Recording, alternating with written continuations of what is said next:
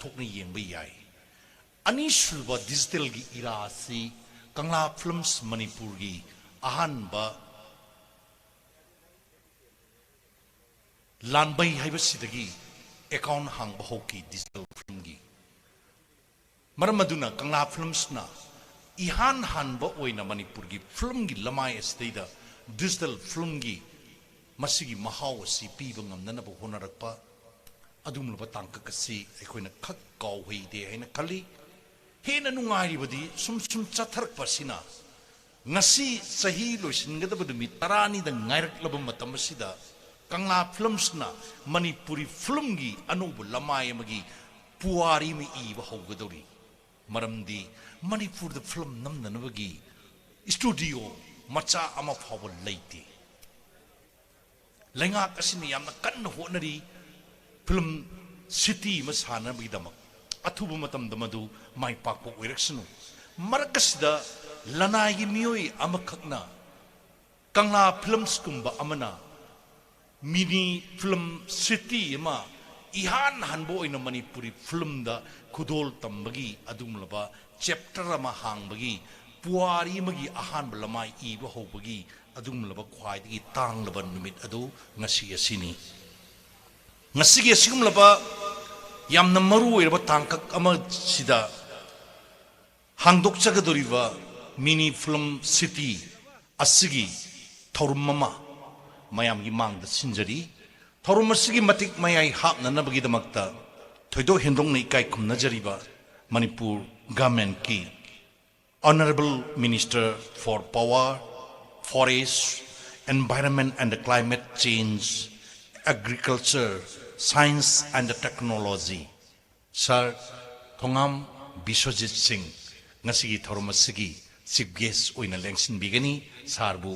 punna koksin jarage sarbu su mathang koksin jaraga lengkhat pirakani aduga thorumasigi preside tobina bagi damakta lengbirakna hojik leibasi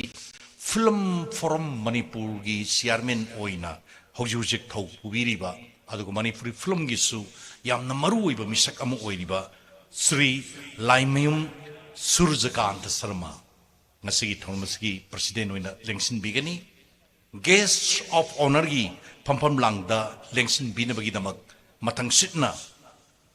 Moneywood club ki president oina Manipuri film gi tangkak kaya singda tokai be activity singda madubu support to biriba aduga loinana Manipuri film gi thak ama thangkatna bu honariba misak ama oiriba adugi sumatakta honorable MLA oina wangkai SCG hojik miyamgi fogol to biriba ikai kumna jariba Sri Thangjam Arun Kumar guest of honor gi phampam langde lengchin bigani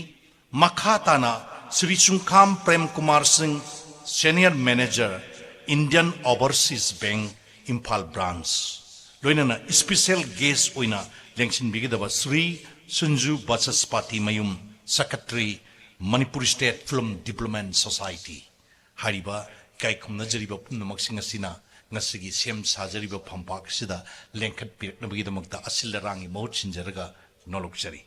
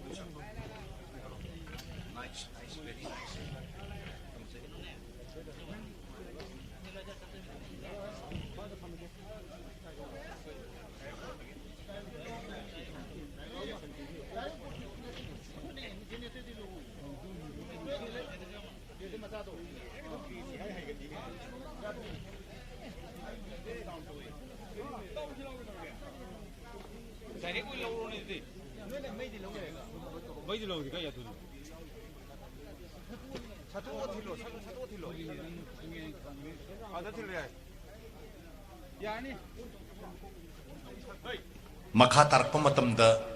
ngasigi yamna maru oiraba numit asida panggadurba thodang asina Manipur film gi tungda lakadaba adugumlaba thabak thorum kayada khudong saba amadi masina mai pakpa kaya porkpa ngamnanaba tekta kaitanaba Kangla films nasu yamna achouba mang amaga loinana khajiktang pikna hojariba thabak thorum singda hena mai pakpa oinabidamakta chief guest president amadi special guest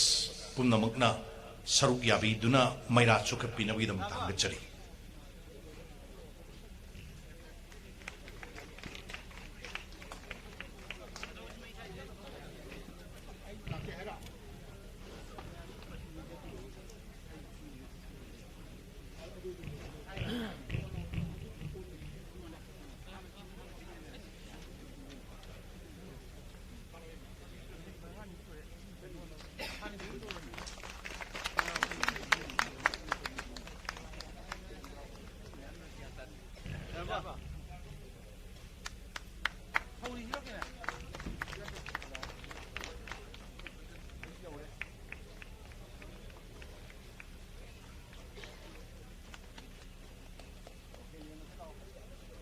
ngayo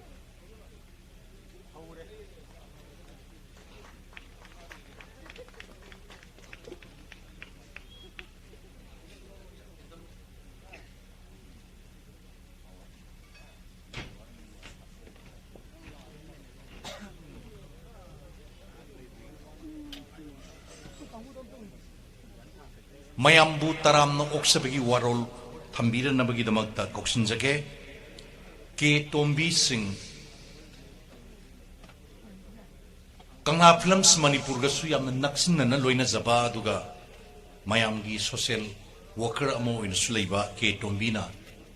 taram opi bagi warol thambi gani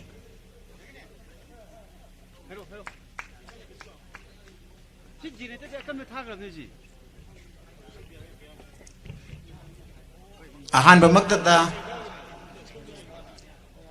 punamakpu khurumjari matam sangna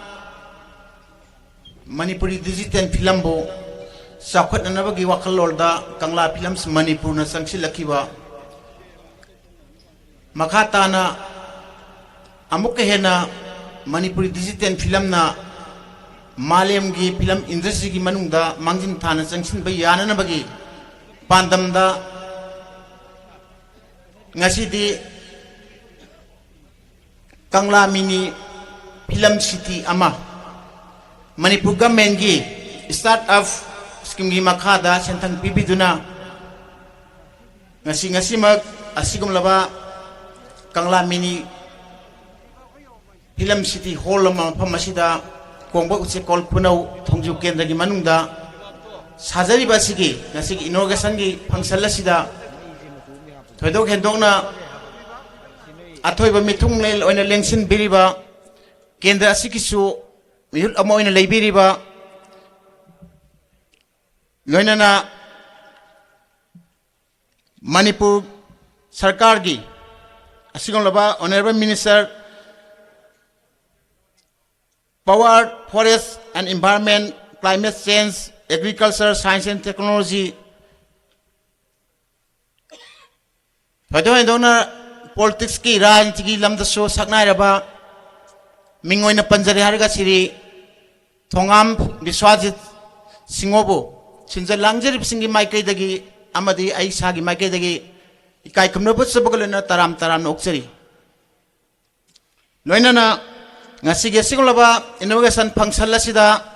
guest of honor ki pampham dilengsin biriba siri thangjam Arun Kumar Singh Honorable MLA Wangkai Assembly Constituency President Manipur Baso Kai Khumnabu Sabagaloinana Sinja Langjari Singi Maike dagi amadi ai sabang ki maike dagi taram na oksare loina nangasi ge sigum laba inauguration function lasigi President gi pampham dilengsin biriba Ming Panjarabada Sri Laimayum Surjakanta Sarama Chairman Film Forum Manipur Busu since the Langja Singi Maike the Game of the Aisagi Maike the Gate Taram Taram Oksari Loinana Guest of Honor special guest of honor from the Langshin Virba Siri Sungkham Prem Kumar Singh Senior Managers Indian Overseas Banks in Branch Pusu since the Langja Singi Maike the Game of the Isagi Maike the Taram Taram Oksari Loinana Siri Sanju Baspati Mayum Secretary Manipur State Film Development Society Busu since the Langja Singi Maike the Amadi Aisama Maike the Taran Oksabagaloinana Nasigi Mang the Langshin Biriba Manipur Digital Film Maker Sing Film Artist Sing Loinana Tongan ba sexual kaya dagi lakpiriba silinaw sing security personnel silinaw sing Manipur ki kachin ko yasin batungna I pau pibi ke doriba electronic and print media ki silinaw sing khwai tara busu sinja langjari basingi maike dagi amade isagi maike dagi taram na oksari. Thank you all.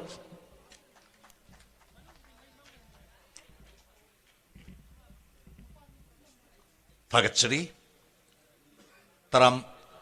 na okpi bagi warol ke tombi singna thambiram laba matung asida ngasigi thorumasigi nungyo be wakalon sing kari maram gi damak Kangla Films Manipur na mini film city ama mang luri bano aduga masina mana togjage khanjari ba mana ujari ba magi manglan gi mi engasi Karino haibadu khara telapna thambina bagi damakta kokshinjage Kangla Films Manipur gi Premjit Nauroibam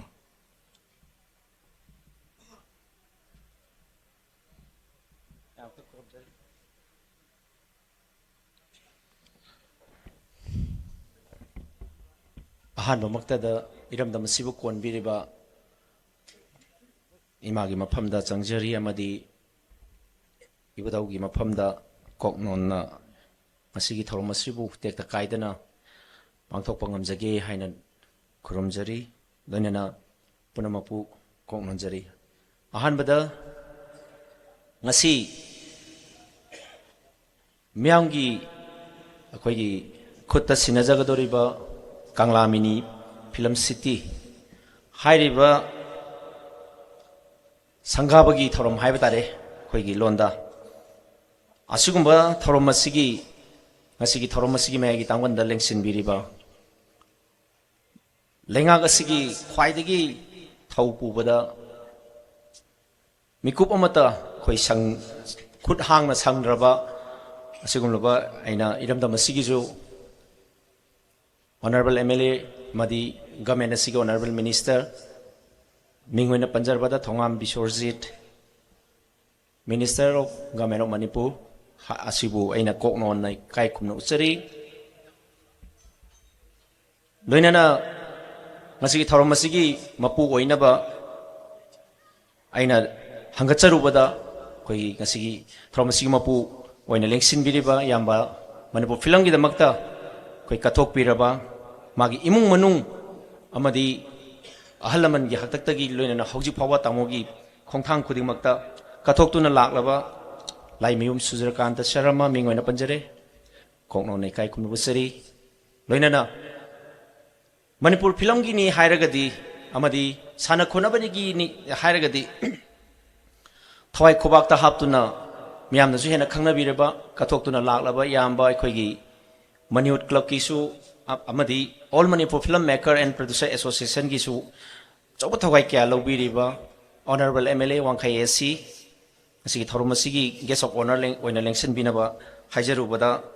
Harao Yabirak Tunangasi Thoromasida heck Aquina Tazaki Pumpamadu Chapchana Mapamsi Yobiratana Batam Sang and Ibiriba Yamba Tangsam Arul Kumar Mingwena Panjare Kono Nekai Kunabuchari Loina Manipur Filmgi Koi Sakot Thorangi the Makta Sawa Tawai Loduna Libiriba Masamaksu Awardees Oibiriba Mingwena Panjarabada oza Sanju Sharma MSFDS miyamna hena khangna bire sigi secretary oina huji thau bubiriba khoigi marupusu ngasigi tharumasida sarugabina ba special guest oina lengsin bina haijabada khoigi matam chana lengbirakuna tharumasibu sarugabi bigi dama kongloni kai khumnu busari loina na ngasigi miyamgi mangda khudol tamnaba amadi matam kayagi mangdagi mangmangduna lakseraba aigi manglan macha ama mangphauna hanbagi anouba mangala ma pibada khwaidagi maru oirba ngasi miyamna ngasigi tharumasigi mangda lengsiliba sangasi sabada Manipur film daina khudol tamjagadariba changlel asigi khwaidagi maru oiba hoi Manipur government na ngasigi tonganba ama aigonda khudong sabam pibirakanda aigi damaktani ne na chongthokpirak naba bank amata haitare leitrama tamda Indian Overseas Bank gi senior manager aigi marup Prem Kumar kokno ne kai khumna busari ngasi tharomasi special guest oina lengsin naba hajaru bada hararo tamchana lengbirak pagi damak punamapu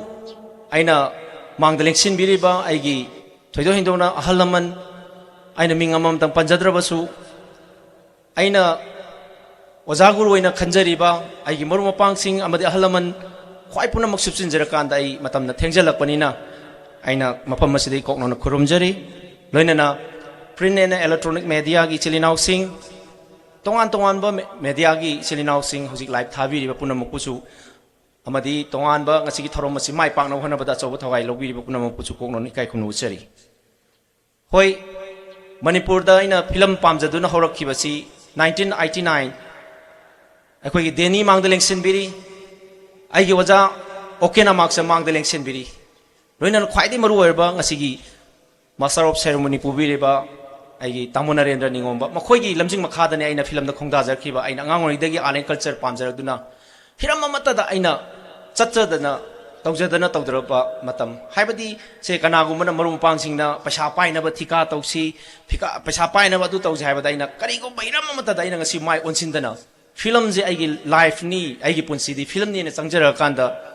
aina film na taba topa business amata aina hoi ai hingnaba honabada matam khara bazar da dukan phamdana tawjarami ichilinaw loina puthoktana aigi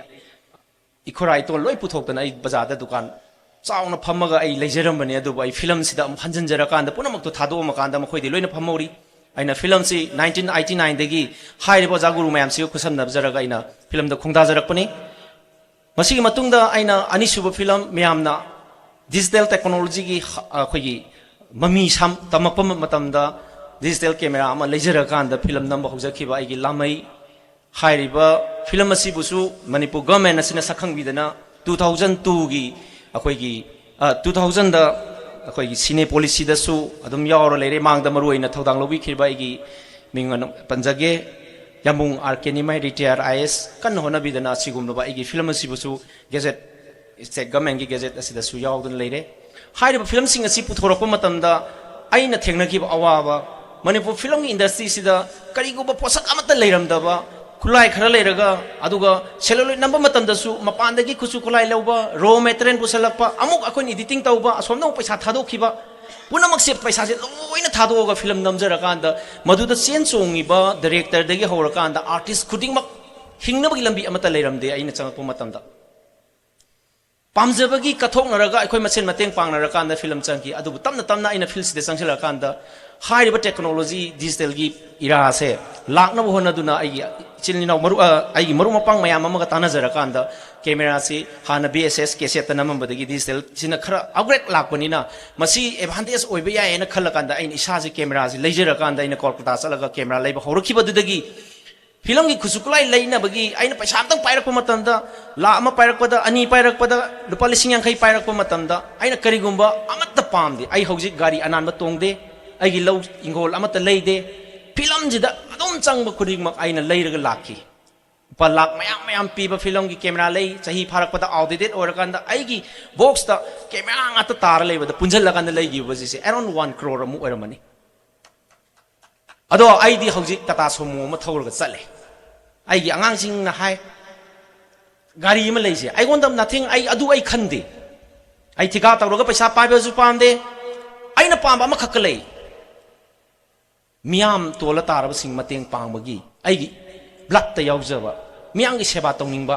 pick अजु पिकना अखोइगी लमदम मसिगी करिगो सेवा खरदि अमुकसु तौनिंगबा आई पंचायत की मिहुत ओइना 2002 दा आई vote लेप्तुना vote प्रधान ओइजै अदुगी मतुंग आई अमुक film से gap लाइरकपदगी film से अमुक मांगी तारेन थादो कांदा मथंगी इलेक्शन आई थेंगनदना अमुक फिल्म अमुक लाखी फिल्म लाको मतमदगी अमुक फिल्म से बरबी लेर कांदा आई स्कूल पाखंग अंगाव अमुक पुथोकी आई मैम हाई स्कूल पाखंग अंगाव जी पुथोक मतंदा अचौब बॉक्स ऑफिस आई आइना एक्सपेक्ट तौरुदब मोंगदा अचौब बॉक्स ऑफिस अम ओइकी अंगकपनि अदुगी कनोदो अदु सेकंड पार्ट नम मतंदा आई फुरादरान कार तोंगदबगी अदुगुंबा तंजानी हेदुना मैम सेकंड पार्ट नमनबो मैम आइगोंदा पीबीगी अदो आइबु नुसीबिबा लमदम मसिगी चिलिनाव मैम अमुक आइबु पॉलिटिक्स ता अमुक मतम खरा अमुक कुसनबिरगान आई भोट लेपोत अमुक 2012 to 17 दा भोट अमुक आइगी आई मगना लेप्तरे आई लेके तरोगा आई वाइफ वुमेन रिजर्वेशन दा चतखी आइगी वरीसी मतेंग अमा आइगी वीआईपी जिंग लेंगे दा आइगी पांजाबदुगी वरी दु लेजबनी मैम थेंगबसु थेंगना मसी तंजासी खुदोंग चाव लौजबनी अदुबु मतमदु दा अमुक यास्कुन पाखंग नवर मतुंगदा in terms of crore book थम फंगबा याय अखोइगी मार्केट सिदा सेकंड पार्ट नम मतम हौजिक सुनी मैमना फाइनांस तौरगे हाइबजे अंगकपने एंगोंदा लाइबजे यास्कुन पार्ट 2 जिल नमजे अदु आई नमदे आई पॉलिटिक्स दा मतम खरा लई अदु 2016 दा आई नुपीना सोमदा पॉलिटिक्स की लंबी दुदा चलहलकांदा आई इखंग खंगौदना मांगदा लेंसिन बिरेबा मिंगोइना पंजगे वाई डॉक्टर वाई मोहन मांगदा लेंसिन बिरी याबुंग आरके निमाई मांगदा लेंसिन बिरी हौजे हौजे स्टेट की इंडियन रेड क्रॉस सोसाइटी की चेयरमैन अमदी प्रेसिडेंट की थौ पुबिरिबा सॉरी सेक्रेटरी की थौ पुबिरिबा अखोई अहल अनी सी लमजिंग मखादा तमो नरेंद्र की मखादा आई 2016 दा आई इंडियन रेड क्रॉस दा चंगजदुना आइना थबक थौरम तौदबदा आइगी थमोय सेंगना थबक तौजबा मियांगी उलै पारे तौदना तौजबदु उबिरकांदा मखोय मयामना आई इसा खंगंदना विडोजिंग की हाइतारे मपुरोइब लेखिद्रब सिंगी स्कीम अचौबमा जेनेभा की फंडिंग मखादा आईसीआरसी की मखादा प्रोजेक्ट अमा लई आसागी मंगालेना अदुगी प्रोजेक्ट डायरेक्टर होइना थौ पुहनबिदना आइसे पतम कुइना मदुगी थवाई द पुरगा लाकी अदुबु 2020 दा हाइवे प्रोजेक्ट डायरेक्टर दो मुख थादोक सरकांदा या लाक्लिबा फिल्म सिदा करिगुम खरा अमुक तौनिंगपदगी आई तौरई अदु गवर्नमेंट नै खंगखंगौदना लेंगा असिना खुदसा हाइरबा थवाई यावबा मियाम दा थौक पीगदबा स्कीम अमखक लाउथोकपिरबा ngasi ngasimak lengak paibiriba BJP की लेंगा असिना स्टार्टअप की स्कीम अमा लाउथोरकपदु उबदा आई स्टार्टअप स्कीम से थानिंगखि अदुबु मिंगोंदा चलगा वाचतपा वनोंबा अदुगुंबगी कल्चर जे आइगी पुंसी गोइना जु तौजरक्तबा अदुगु यामनासु हाइनजदबा यामनासु इकाइजबा पोट अमनी अदुबु आइगी इनाउ आई ngasi की थोरमसिदा आई उबा फंगद्रे महाक पुयांगी सुरजित प्रोजेक्ट डायरेक्टर इंडस्ट्री की अखोई कनो लाइवलीहुड प्रोजेक्ट डायरेक्टर ने सुलेबनी महान कन्ना आइगोंदा इन्फ्लुएंस बीबीबदगी स्टार्टअप स्कीम से आइना अप्लाई तौरकांदा स्टार्टअप स्कीम से तमो नोइना थागदबनी अतोप मीना थागदब नतेने नोइ थाउने न मान हजन हजन आइगिदे लागद आइदि कैम खंगजदे अदुदा आइना अप्लाई तौजबने इन द मीन टाइम 2020 की गवर्नमेंट असिना फिल्म की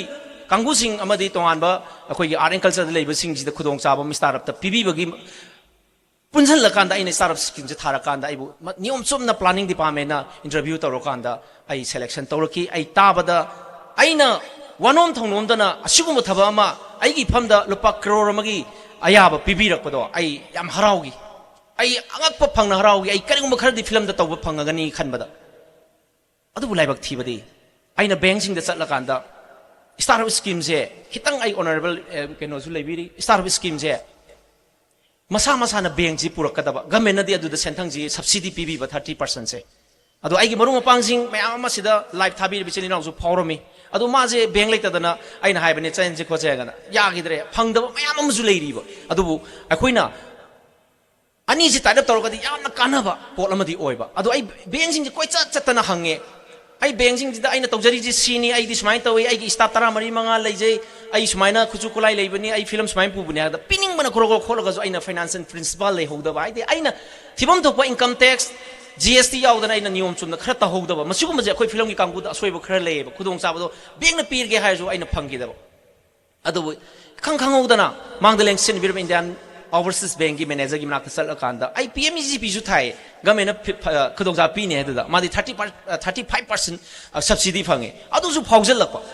adu phawrok ko sida ai PB ha kanda manager saim na hai akhoi gi dei di lupa lakh tara di hen belete ta mona tori du di yam piningi adu ai gi level da lakh tara se lobiro hai kan ai lakh tara du di kai du ai manager khatang de happy wona hai kai gi no da akhoi gi pai ri camera je nga hawai lupa la amani pi ba pairam bwane ba akhoi lei ngam jada ba gi hai tare camera ama lei ba ma setup taw ngam da lakh kun dei tara ga de akhoi ka pa yarak tre ba crore pi bani adu manipur gi oina at least 20 lakh spider di camera ama lei ba ko na de adu manager da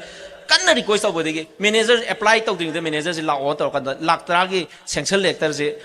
tentative sanction letter je ai gon khusin na rak pani ai wonderful ai khatang harau gi lakh tara ji bok phang adi punsi da lo lai ba am ta lo rok tri ai gi life ta adu ga inquiry tang la ke haina manager ga team ma la ga inquiry taw bi re manager na aina taw jari ba ai gi studio aina taw jari ba chalai jari ba ai gi building ji yambung arki ni mai gi hek manau nu pa gi keno da ne ba building da ne ba tham dai lising ni phu manga ne ba aina bhara thi jari je corona gi matam da lising ni phu manga ji thirak pada ai ji pura yum arai ba man chang yo laga ai bhara bu hulli ne ba kai mo without income sugum mayam am thengna gre khoi gi keno da ado aina manager ja hai manager ja ai gi posing ji tawjari ba posing do mana mitna yenga kan ubira kan da beng da lao tamo la amam tham da singam gadra na hai akhoi gi film industry ji aina suraga ai gi labor du na singgadaba na te ba aina lejariba camera aina lejariba khulai aina lejariba kainojing equipment mayam du na tanjaru ga aingon da pirak pani na aina manager da haiba manager ai di paisa leite ba ni crore ma la ga ju adu singani crore manga la ga ju aingon thadar ga ju adu gi pot adum lei paisa leite ba gi wa ni paisa lei ga di adu mai yara ga di tawbiro na tamo di hayeng to koi thok biro ta kan da ikang hangau da na lakh tara do lo no tamo nang lakh yang khai lo ro hai kan da adu mai na tawrok khiba adu di ai je camera ma le ga lo sengge tarom ba do kari film da tawje khan ga da ngasi gi film mayam pi aju saw su mayam ang da hauji producer amana mi gi mayum da film namba da thengnari ba problem sing mayam hena khangbire akhoi gi sida jail ama wai ge ha matam da tha kya changi permission phangde akhoi gi sida court ama wai ba matam da adu gi court ai khoi wai pham leite permission pi de ai court yaw ba cinema case ki mayam na me cinema se ko ka law na da no kin ko law na ba yam nungai ba ne ba ado ai wai ba phang da na lamai na ma matam da ai gi sangoi da MDU gi magi kaino do wire ga ai sar ga nam gi yam nungai te ba adu mo mayam gi facility do any film je sang ba indoor hai ba sit kaino jing do loina namage jail oi gera lock up oi gera police oi gera everything adu ai set se sar ga namjara ge aina khala kan nga si gi je aina dream taw gi yam na wai chahi ma mung sange saba loidring da ai di loan di bank di thi da yadam ni na adum tha mai lispa lising hundra je thi re leire ba mamang handa gi tha je ai diu chali manager na amukka ju si loisan na ba sanction khara ga tawi thank you ai sam sang na lojagre adon aina haijaning badi manipur film gi damakta ngamjaba khara tawjabani masidai sida asoi badu ubidana tawjari ba khara sida mayam na increase to widan puning thagot piduna award pa mayam na pick thali masidai ja mayam gi suggestion ai khorang na ngai jari amadi laingak na asigumba khudong chaba mai startup scheme gi makha da pibi base ai amukka nangam khai leitana thagat chabag loina aina aigi ifam dagi kaino chingam dabal malama ton sinjai loina na aigi bank asi leiram dradi aina government na ingon da nuksibi da pibi be startup scheme se phangloi da bani na ngasi mang da lengsin be senior manager Indian overseas bank bu aina ngamkhai leitana thagat chari loina na chingam dabal manama ton sinjari haiba wafam je thamjara kanda ai lengbira iba khwai puna maktagi matang asida tenjin janaba ya thang nijari thank you Thagachari Premjit yamna marik chumna mahakna horukpagi wapam sing aduga hujuzik su makata na mana Manipur film si kardo oribasu chawkhatna nabu hotna ningbagi wapam sing adu phajana thambiri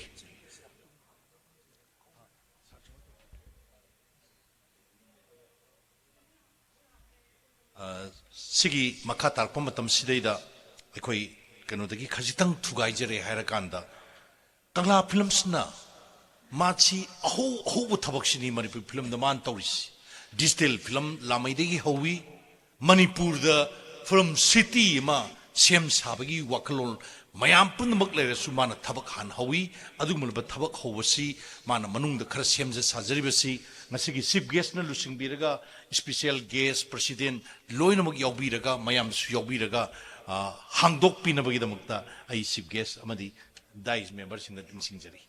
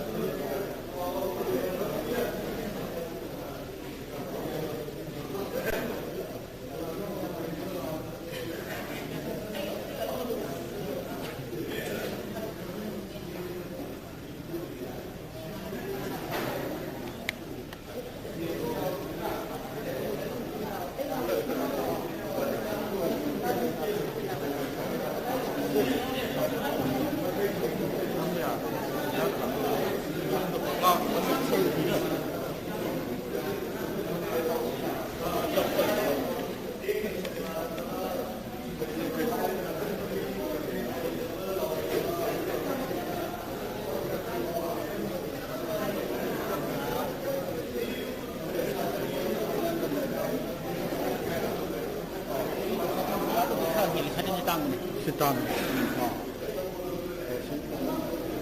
button shop light,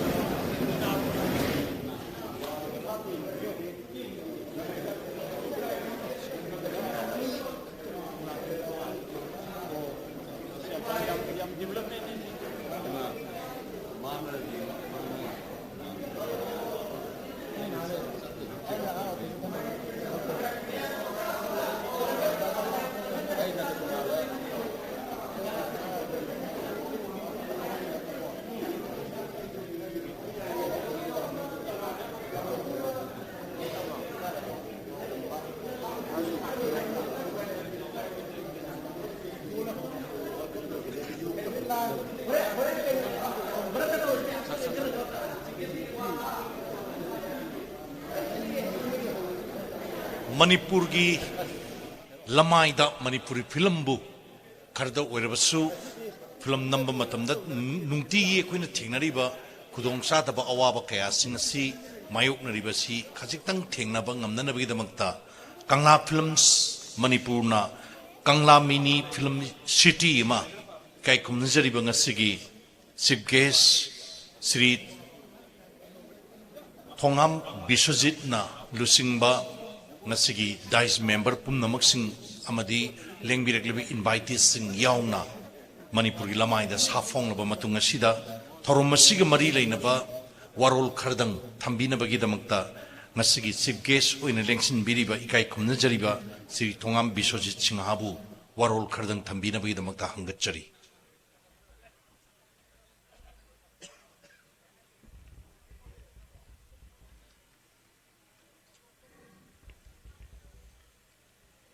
Puramapu korum jari asisi halaman mayam su yaubiri adubo sum thabak chinmanina akhoi ahamdadi Zaron su matam chana lengbira me atei hal mayam su lengbira hai ai su kendra da matam chana de lakpani atei da matam je sum khaga mi pulli pundi na haina badagi atei sum chathokna badagi thenge bani na ai mayam na ngapi gane thamjage adu nga thengna laga su nganna chatpa do ai oidore nga sidi aramdi kano de immediately circular ama lakpa madudi koi Manipur da su yamna nungai ba amana Bharat ke Prime Minister Narendra Modi ji na koi atman nibha Bharat ama semna no honorable matam da state ki strength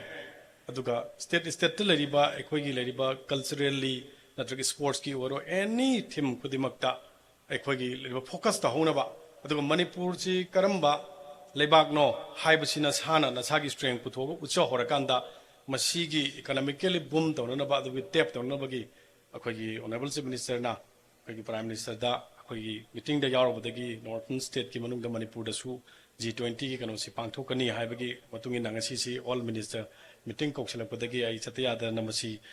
kitang thoram si akhoi mathang manau kaijabani semsu ngakpi gani haibaga lona nangasi ge sigumba yamna maroi ba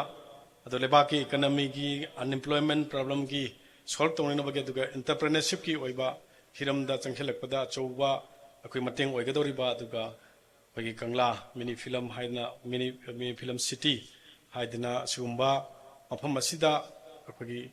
sabiri har kanda akoi inauguration akoi na tawbirakpa duga hariba inauguration tawbista akoi busu kobirakpa kendra gi MLA ne na duga khang ahi mayam aduga sida election biriba punamak wingona hangatsarabada Sri Thangjam Arun Kumar, Honorable MLA Wangkai, SC President, Manipur Paham Tikai Khunou Cheri Duga, Lona, Equigilariba, Manipur Piram Horongi, President, Mingon Hangacher of the Sri Laimayum, Surjakanta Sarama, Busukai Khunou Cheri, Aduga, Lona, Equigilariba, Manipur State Film Development Society, Secretary Oiviriba, Sri Sonju Basaspati Mayumbu, Busui kai kono butsari aduga lona akogi lona na special case when election biriba ko senior manager Indian Overseas Bank Imphal branch ki senior manager Sri Sungkham Prem Kumar Singh busui kai kono butsabaga lona mangda election biriba maming lona laudraga su akoi leriba ko mayam na yamung haidana angang su tinaba yaba han su tinaba yaba loi makki friend aduga akogi Red Cross Society ki na yam thawai yauna kogi mayam gi national calamity ne lakpa natraga socially awaba taraba singsta mating pangat tim moina saga doriba aduga hayeng su Punjab tara kano chapi kane na sum nimbu tai aduga yamungi leriba RK Sri RK ni mai aduga matamamada commissioner oina thabak tobiramba Manipur sarkar ge hujikna IS retired pusui kai khunduba usari lona na Red Cross Society ge mahaki tim busui kai khunu sari na I thamjage aduga lona khoi kendra dagi film gi da khoi gi jagat ta haije butare akhoi tamo akhoi mingon hangacherabda oken amak chamna tamo oken amak cham jiningsing biri pra ai jiningsing dabra ai ming thawaina laur ise kari geno hai matamda amada ngalinge da after 1997 gi matung ni ai Manipur sarkar da thabak ama phange thabak tawba hor post tamo oken amak chamna ai friend du maming de logger roiga ningsang bri yeng biro ada iba ai se sak samina jina khoim ka homla kana ai je film tau hai aina dum ai ki profession khenana ai gi tamak profession ga ada film ki profession da ai chana roi aina phanala chana ga da malaga su tamon ai film da di mateng pangjage adu film da di sungtau tawjero na ai sian ki budo ai ne na ai thamo da ai haijage tamna tawdabu ai film gi leriba jagata ngasi bokte any artist amada akoina mateng pangdabadi leiti aina haige demok to ngasi mok tawrga lai tamo ken makjamna masi sakhi oibio aduna ai myam mangde da ai masi matham jaoge adu tilliba ate akhang heiraba akoi Manipur film horongi akoi toan ba expert sing adu toan ba akoi ngasi gi guest akoi invitees sing अदुगा अखोगी लेकाय असगी ममन यामलबा अहल लमन अदुगा film गी नत्रगसु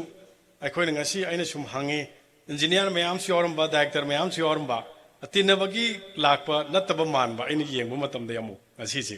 ada film bu pamjaba aduna siumba अखोगी लेरिबा कनोस Manipuri की film की societies ता अखोइना अखोई पामजबा आइगी profession अमु ओरगसु गाउजबा पामजबा सि तोंगानबा मा लई हाबसिंग सिन ताए दुगा लेंबिरेक्लिबा ख्वाइ पुनमक इलेक्ट्रॉनिक प्रिंट मीडिया की सिना पुनमुक्सु काइ खुनबा उच्चरी दुगा लोनना को याम मरु ओइना अखोगी फिल्म की जगत्ता खंग हैरबा अदुगा फिल्म दा अखोई कुंबिरीबी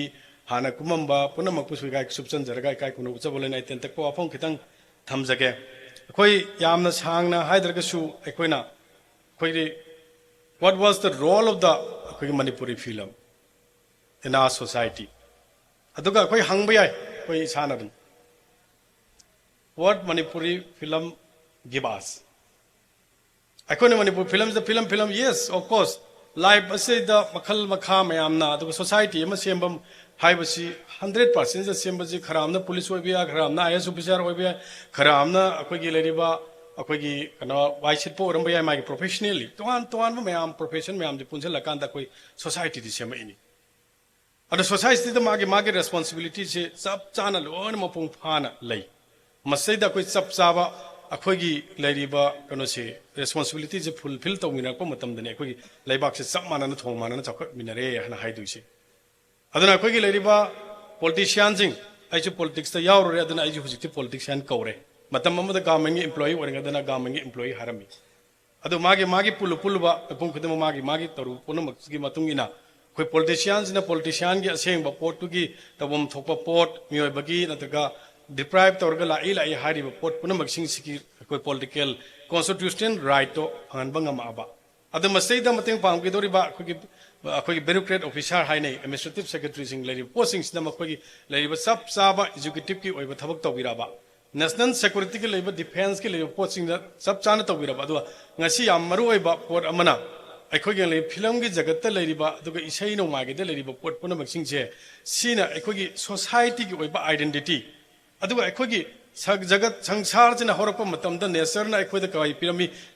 सिस्टमेटिकली करी लाए है आइडेंटिटी से लेरिबा फिल्म की अखोगी सोसाइटी की सेंग मयक सेंग रिफ्लेक्ट तौलीसे सेक्टर से कुलोइंबक लेबा अखोगी खुनुंगी इसै खुनुंगी इसै से मांगसे लेबनी अखोई यामना नुंगाई यामना मॉडर्न ओइबा मोंगदा ओइरगसु अखोगी लेरिबा मंका अदगी अखोई करी नहान सनावती दे बराक फेस्टिवल दा सखिबी अखोई अचनपी अलंचना मोय थोलपजे खुद याम नुंगायबा मागे मॉडर्न ओइबो पोट पुरागसु मतम के चनबीदा तबदबा अखोइना मा थोलप मतम दा अखोई फोक की लेरिबा सोंगसी मांगदिर माने हाइबदुगी अखोई नुंगायबदुनी अखोइना फावरिदी मसी सोशली सी दरकार यामना लई अदना अखोई फिल्म की तव पोस्टा अखोई यस फिल्म कनो मेकिंग कनो असी अखोई इंडस्ट्री अमनी अदु इंडस्ट्री से मखल मखल मयाम तब याय अदन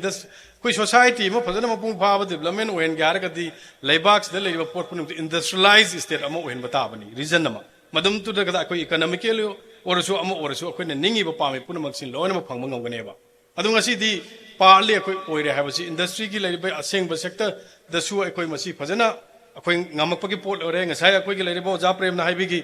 ngasi स्टार्टअप सिन मरम ओरकान दा कोई सरकार थागत बिगी अदुगा अखोई लेरिबा मसिगी बैंकर सु थागत पिकी मसी असुम मनी अखोई लेरिबा मणिपुर दा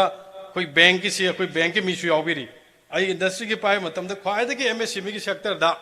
मसी यामुंग जु खांबिरंगनी एमएसएमई की द क्वाइज चौब सेक्टर से एम्प्लॉयमेंट जनरेशन तौन बादु इंडस्ट्रियलाइजेशन लागनबगी सेंथंग असिस्टेंट फाइनेंशियल असिस्टेंट पीनबजे कनोनी अखोई की पीएमजीपी न अमले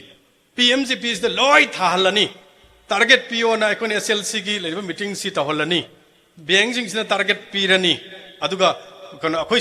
लेरिबा पोस्टिंग सिना करी तौगे है कांदा अखोई भारत सरकार पीरप सब्सिडी से मखोद रिफर तौरनी द बैंक खरा जिन तौरगा ओनली शुभन खकी अखोई सब्सिडी से पीरे हर कांदा अखोई लेरिबा मागी बैंक की सैंक्शन से सुंपी पीदना अदम मांगिबा मयाम गाकनेबा अदन सिदा करायदरे इफेक्ट लाई बैंक ओना तैना हाइकनी आदना सिने सरकार सोपजे सी आई ऑनरेबल चीफ मिनिस्टर जो आम तोइना हाइबने बजे अदन ऑनरेबल चीफ मिनिस्टर ना कोई स्टेट बैंक वगैरह एनी बैंक दा कोई like लेरिबा एंटरप्रेन्योर्सिंग support tawdaba adu akhoi leiba ki oiba kanaba ama lakpa matam support tawda bank amta akhoi na paisa amata thamoy haidar ngasi akhoi gi leiba mane akhoi manipur kanogi cooperative bank society am linkal isi am kana sigi ne basi bank jing sina si banker jing sina adu ngasi di akhoi yam nungai ba amana akhoi gi oja haigadra kari haigadra no adu akhoi gi Shri Prem Kumar Singna akhoi yamna thauna phana akhoi gi leiba akhoi kendra dagi horeba akhoi gi yam nungai jaba maram de akhoi ngasi Uchekon Khunou je akhoi na kamai torga kari torga chawkhal hanjage jige mafam sida mi kamai na lakadage haibe khanari ngai sida ngasi di kari tore Kangla mini film city ama lingba sina ngasi di hene hana Uchekon masak khangbi bodu sidagi mi lakpa horani exchanging horani thought exchange tawba horani anything akhoi leiba in process in line de la ani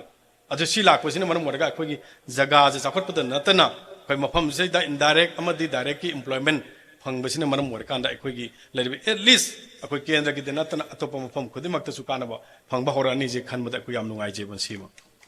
other मसे अखोई याम थागचै सिगुंबा maximum अखोइना अखोई भारत के prime minister मफम से सादे दु माना हागी पोतु निंजंग बुदन ममिंग पंदे यादवई पंदमनी आई politically गांगजे बनते SIM दु सेंगदोक च होगे भारत के प्राइम मिनिस्टर की मागी फॉर्मुला अमले मदुदी इचम Chamba अखोइना as much as possible if we can create maximum number of the entrepreneurs, we can minimize maximum number of unemployment. I've seen it. Because when I'm the labor, you are Madagi, officer, Malabam Matamda, Magi, Imu, Manung to Gidiman, Tabataki with the Yai, Tabudu Magi, Laiba, Mama Nabakaro, Lekai, Ponamakti, Taupi Bangamoy, Nasidi, Shri Premna. ngasi film city minis film city jiling kapa matamda makhal makhagi kaya ge film number lakho ki ju kana ba pirani film stegi lai ba si sena ba ki damakta employment generation mayam taw budune ba khon uri poti koi political khon ujiri di si kana badune ba aduna masi ge pose khena badu ki wani ne khoi ngai office aduna tai hai banate in term of the solution of the volume of the problems the society ki masi every society is a main problem di karina chronic problem di karina unemployment problem the household employment akhagi economy ne ba aduna koi huje yamna koi leriba kendra gi su oina koina leriba transit period haiba lakpa matam sta kana na mu chilawga dage akhagi future sikarino aduma sikaraida akhagi depend away the base oigani aduna koi lebak amam pu phana continuously support ke harga de koi education ji must way aduna akhagi education ju akhagi darkar laibas da kari akhagi sports akhagi culture ki manung da koi film gi laiba isai gi laiba puna maksing je chan bajik society gi yamna maru oiba koi sector ngaktani mase staida koi ngasi akhagi laiba towan makhal gi akhagi puthopi gani haiduna akhoi hona birakan da entrepreneur oin thokpire pachi masi amakasu akhoi thal sage aduga lona koi lebaki economy ama akhoi leriba semakpa matamda masina mating adugi matak chauna pangani haidna koi thamjage aduna akhoi leriba film gi jagata akhoina nawai akhoi gi idhauna cycle career da pu matamda lamja pasuram chikrai dano akhoi yengi adun madaida adagi laiba sanariba film matam dugi black and white orgasu madaida akhona ukhe potu ngasi bo kaw deba adugi matik phajaba film du da reflection tawriba aduga medium moina puthokpo orgaju films da koi society gi afaba phattaba puna makse akhoi chin noine ne ruaga di khana bo oina thogle eba ngang orga di phattaba oina ure eba tawda bo hariba medium je da akhona reflect tawle har ka da tawrga di film ne ya ka da madulagi akhona kana bangakta akhona phangba ngammeba sineba koi padigi kana ba film gi kano se aduga lona na akoi leriba film jing yengba matamda film jide every commercial ogera natraga non commercial ogera natraga akoi any documentary film orga film ama puthorapagi nungi oiba wahan tok soina magi lekaneba masi yengba hairagadi masi loina mag loksan bai da kana ba ngaktani haibase mai thamjagane masi ma adu ai isai tasengna isai se adage ai sum hangningi isai chakpade mayam di yaurangani yawirangani ai haibadi natte akhoi naina jabani yamu sum adam akang ai sum unarubagi takpire puduni what is the importance of the song sineba in hanging idi what is different between the song and the akhoi film haidong laktoi me swaida importance of song je atai medium da phong tok pangamdraba any film do ogera ama do ogera madu karai the phongtoki karina phongtoke have isai na phongte ba that is the most important part of the song isai ki saruk ne ban mi aduna apam kharaji haijaraga ai khoi tasengna manipur gi di hoi changu matamda hapet akhoi gi inkhala kanoda nauna torpani tongan semtorkani akhoi gi ramoji akhoi chatlu hyderabad ta madura leoriba potu di angak pani aduna leiriba keduga akhoi moiga changdam na ba yaba natti achouba leibaki achouba picha paiba mafamgi aduga magi leiriba lamduda yengma matamda akhoi numit mangani yengasu mai lamdu cover tobunga moeba ai noi mangani koina chatpa matamda mai cover tobunga moroi da baneba magi lamse aduga matik chawba lamni ado khoi kisalaga koina akhoi hyderabad chapadu yengai adu ngamna ba akhoi gi su pikna akhoi manipur gi akhoi gi arts aduga akhoi manipur gi akhoi gi leriba art and culture akhoi manipur gi custom aduga manipur gi leriba akhoi gi cuisines aduga manipur gi leriba akhoi gi kano se tongan ba recognized tribe kunsa mari gi tongan magi own dress le pa punamak sing se masi unique amani akhoi gi manipur je pikna anas masi aduga akhoi gi culture kanana su compete tawbang amoy aduga akhoi gi mi akhoi gi leibak se leiba resourceful oiba mi myam se compete tawbang amoy aduna manam orga akhoi ngasi mangolot ki manung da orga su akhoi sing ngasi sports ta mangjing thana akhoi ne satpang ami bese kari gino haima tamda ngasai gi akhoi da akhoi gi inherited akhoi talent the blood ta ilu tong da yaw port khara culture gi manam da akhoi ne heta unique oiba akhoi selaiba culturally selaiba akhoi gi not ki oiba custom gi oiba dress si select pa matam da su hekta atia se select pa matam je khoi unique oiba port ama mayang tam ma man da bam leiri se si akuni sona pithor pa khoi gunni aduna khoi mafam sida junga si de aina khoi haira mimni problem ngak tani mana oja prem na tawri ju aina leiri posing the problem ni do aingonda nang ne changa wa chali du krai da sari no hanga de idi kari khumdori ba mana hanga haira mimni aduna mazaida 2014 gi ek ama khak lai am gangbi namani preservation of the paddy field and the wetland act to adu 2014 do adu la adi kam do bana se adu bo masi akoi na che thabiro tarakan da karino neongi matung ina kari tawrga yawge lewa haibu juma koi khana nainaraga du yengba tabani maram di masi aina minister concern oi haidan aina tawram ani haibu yabanati leiba ki oiba decision ama honorable chief minister gi liching makha da lorko potu di dum chana na implement tawna ba du acho mayam su ekona notice thari every daily ekoina khangak pa kudamakte ekoi notice di thau da ya di kari genu na cancel tawri de hang po matam da ekoi loi simina ga dori binina adan masi thudi ani tawrani haiba gi wafum nate kamai tawdana koin on ga dage aduga miyam gi damak adu society gi damak aduga ekoi artist sing gi promote tawna ba aduga horuk liban haron sings the artist art pu pamjaba adu isai no mai pu pamjaba mi sings da koi hena opportunity pin na bagi poni haiba lamda tawre harakanda akone hekta building guma kari guma yam sabana tamnina hekta hairal lore khummaga lore dum lanchot pina pakung wate na ai di yamna akoi slide kari yamna kari haitare temporary kanoni adum chidok sage haral adum chala lore na adum ai dum ai session pirama lore adum chidok sage haral lore adum chidok sage har di kasum ba haro oeba sido har di kanogum yam thogjal aga tok di pharak tae na adana ai madu parto ma kona khanar ji madu internally na thamjage adana ai gi kano se ai chupung taru chap chare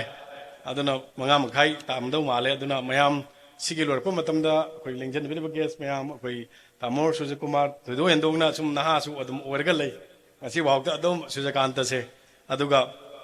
tay mayam film gi sum changpadu su thengnare maning da su mai di ai di light capsule ma kai mu udre adana khangna chana mo mayam yawbiram gani adunga soy ngam yawra su ahen ba yawkhra su ngapi gani na khanjai aduga thengna su la e ngana su la e chatle damaram su ani mak haija gare thengak pu ju haija gare ngana chatpa the adingan na hana chatpa gi ju haija gare aduna mayam punama amaka hanna ngasi gi la iba mini film city se koi masi he nam yang gi ne khanbi rakan nam yang gi property ni ma gi la nai business ki wakfam de natana mayam gi opportunity phangdori ni punama ki tungna pham amadi horok pham aduga hawpham oidoi ni haiba wakalonda khanminare harkanda afaba ma society ma semba aduga wat padaba manipur ma semba da masina contribution he na pibu orsino haidana namnam jibu kolebi soda ina nijaduna haija bagalona na ai punama tagi ai bidai lojari thank you very much jai hind Tagat sir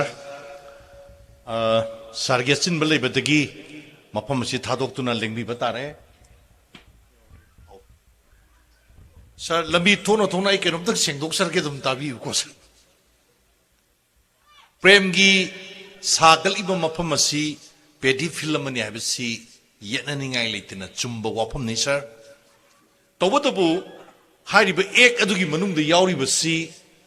industrial park haidana ama yauri adudadi akaiba pidaba film industry gi maikairom de yenguraga yam achoba sector amani. In other side, educational gi oiba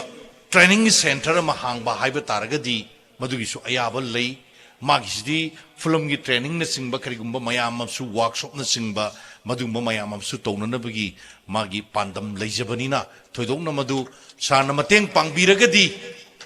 kaisu thoidok na kairoidra haidana khanjai sana su madu yengbirakani habigi thajaba thamjari thagachari Sing makha tarakpada ngasigi thormasigi special guest oina lengsin birib sing laktagi Sri Sanju Basaspati Mayum Secretary Manipur State Film Development Society ngasigi thormasigi mari leinana wahi manga taradang thambina bagi damta hangatchari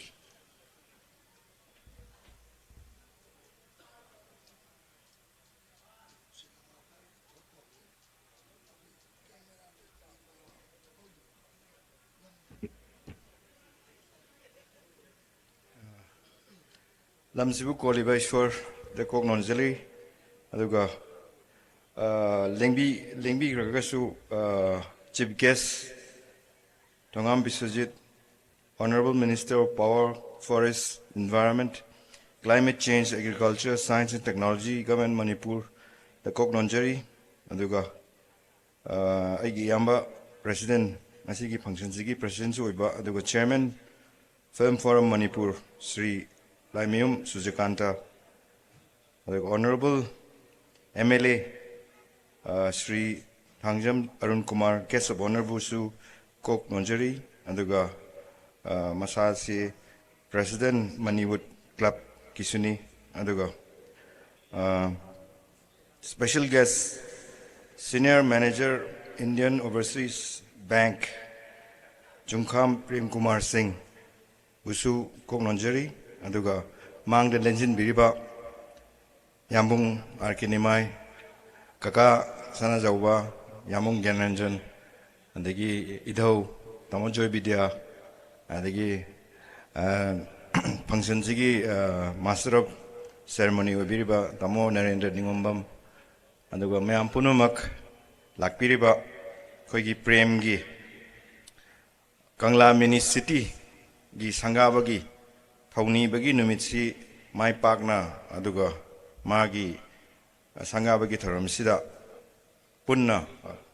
khoiramaga success mai pakna ba aduga yamna kanaba Manipur film aduga employment aduga tourist center aduga yam successful enterprise ama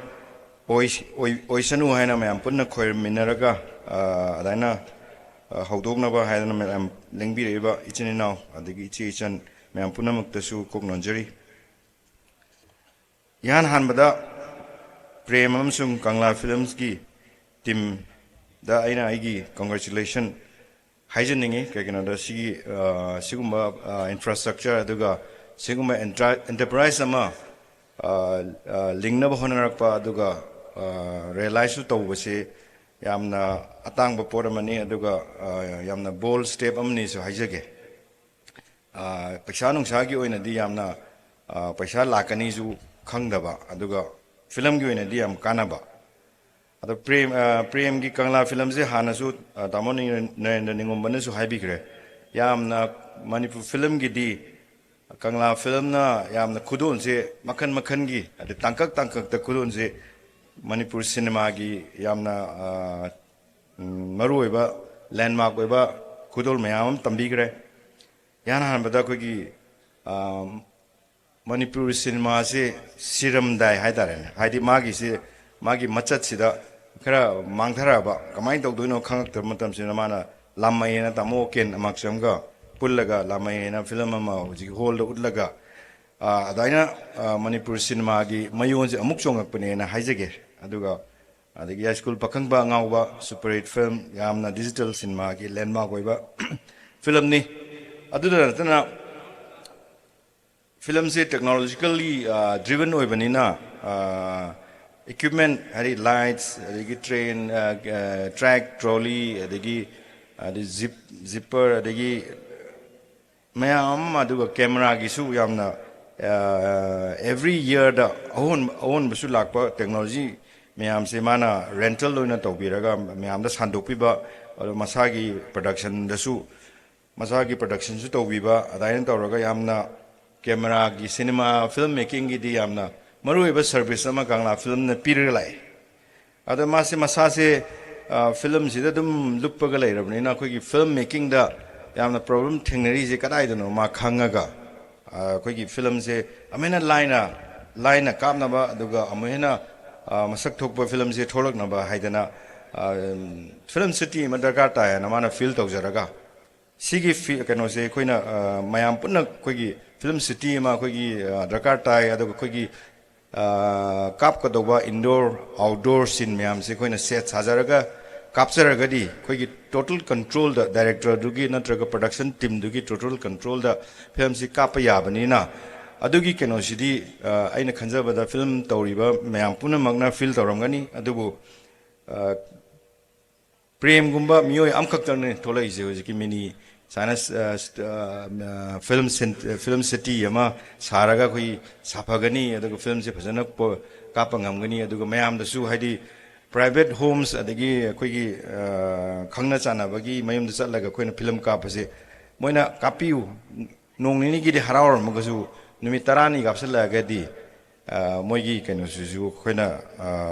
awaba da su khoina dum khange khanga ko khoi film du loida ya da ni na khangjen na dana dum kapadi dum daina tongna ba ngaktani adu sigi poche sum tawra bani na sigi se challenges se overcome dongna ba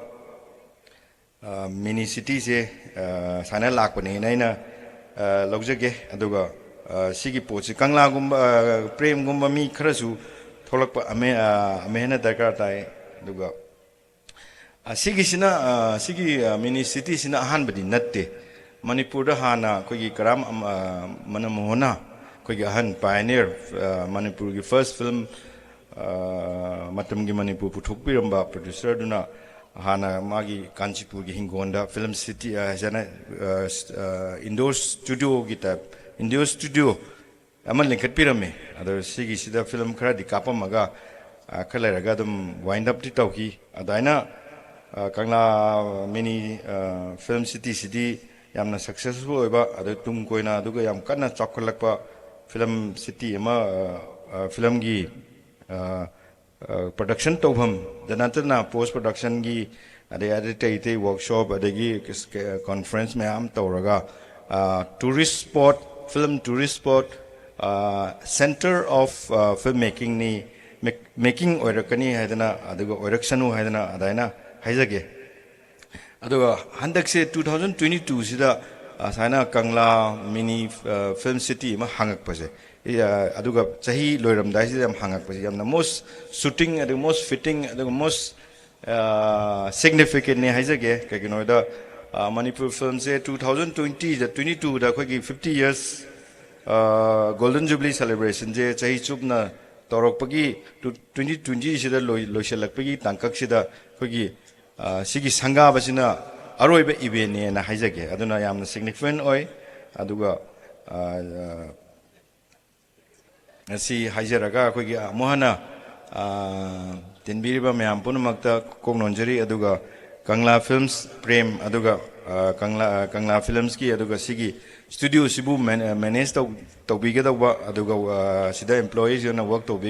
tawbigadawa mayam punamakpu congratulations haijaraga swaida tenjage Thagachari Sunju Secretary Manipur State Film Development Society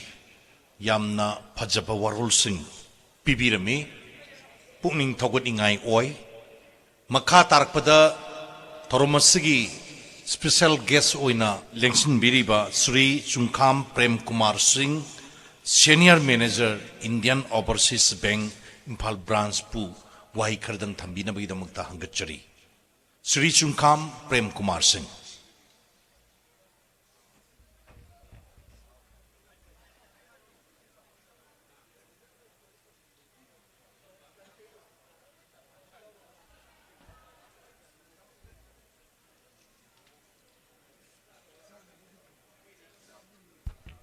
ꯑꯍꯥꯟꯕ ꯃꯛꯇꯗ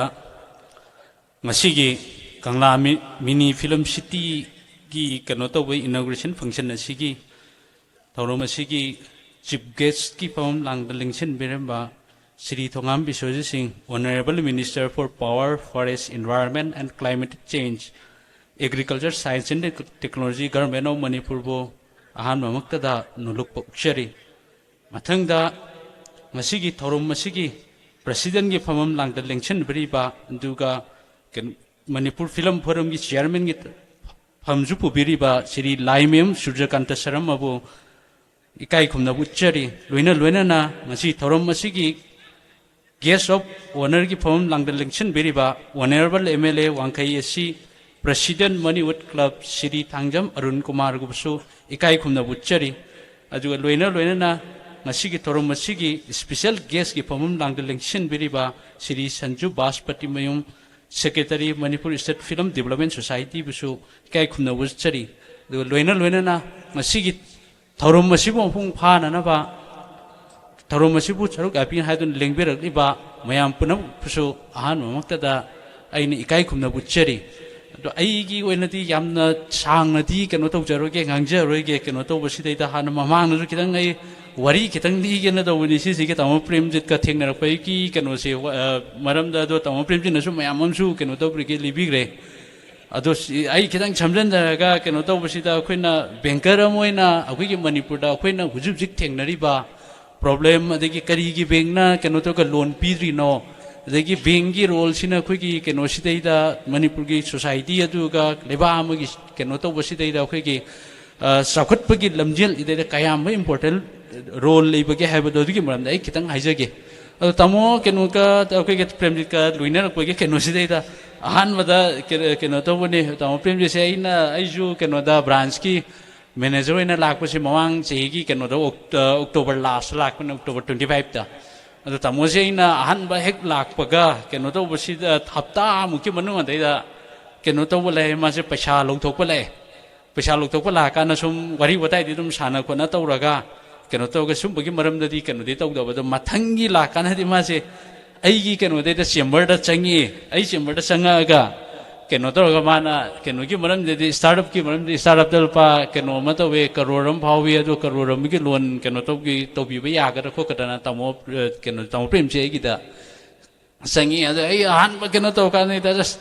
मा 1 crore HYBE एकता केनो तौकाना banker Moina sector केनो मा करिम project अमगी दा अहानबा खोनसु customer जी फजाना केनो तौदबा खंगदबा customer अमददी केनो तो 1 crore का लोन पीबा जी जस्ट अखोय जम हेजिटेंट ओएबा बैंकर मोइना 1 crore जी लोन पिरा कानै दा खोना 1 crore जी दगी मागी रिपेमेंट कयानो कई केनो तौदनो सुम मयाम जो अखोय जम कंसर्न नाम ओएबा तो सिगी केनो लेना अखोय मणिपुर ददी इंडस्ट्री गुमसे याम चावबो लेबा नतबरिना मणिपुर ददी केनो सि तो काना मयाम तौनै सिदि तुम फजा फजाबे इंडस्ट्रीज गुमसे याम बिग स्केल लगदी केसु केनो लेते अखोय मणिपुरदा सुमनगी हॉस्पिटैलिटी गुमदा खरा लेरे दगी केनो गुमदा अखोयगे होटल इंडस्ट्रीज गुमबा सुमबगी दे कितंग ले अदुदुगा इसिंग गुमबा दगी बेकरी गुम सुमन हतन अखोय मणिपुरदी इंडस्ट्री जा आम लेतेबा सुमबगी केनो दे अखोयदा बेंगना कई केनो तोगे दे इंडस्ट्री से मयामसु केनो तौदबा नते मी एंटरप्रेन्योर मयामसु लिंखलगा सक्सेस ओइदबगी स्टोरी सु मयामसु ले अखोय मणिपुरदा अदु केनो दे तमो प्रेमजिना तुम हायको जाइना आई फजाय तमो प्रेमजिना अदुदि यारोय खोलोय नंग केनो तौगे हायकना ए लोन आई लुपा ला मंगाता दे केनो तमो प्रेमजिना आई केनो ओइना तौगेना अहान ओइना अदुगी लोन दु नंग फजना सिंगो सही एनि हुम लेरगा आई नंग ना सिंगबदुगी गेंगा आई फजना तुम केनो तौबिगे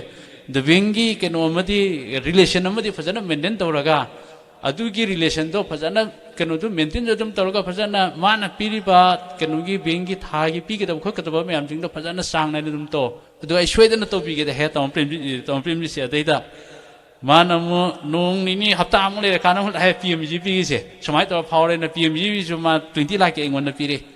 आई 20 लाख के यारोय तमो केनो तो 10 लाख के तौसे न हेरि मोंदा 10 लाख के दैदा अखोइना आइगी लोन ऑफिसर टुगा तौरगा इसे इंस्पेक्शन लाया तमो प्रेमजी की केनो दैदा अदो तमो प्रेम की केनो से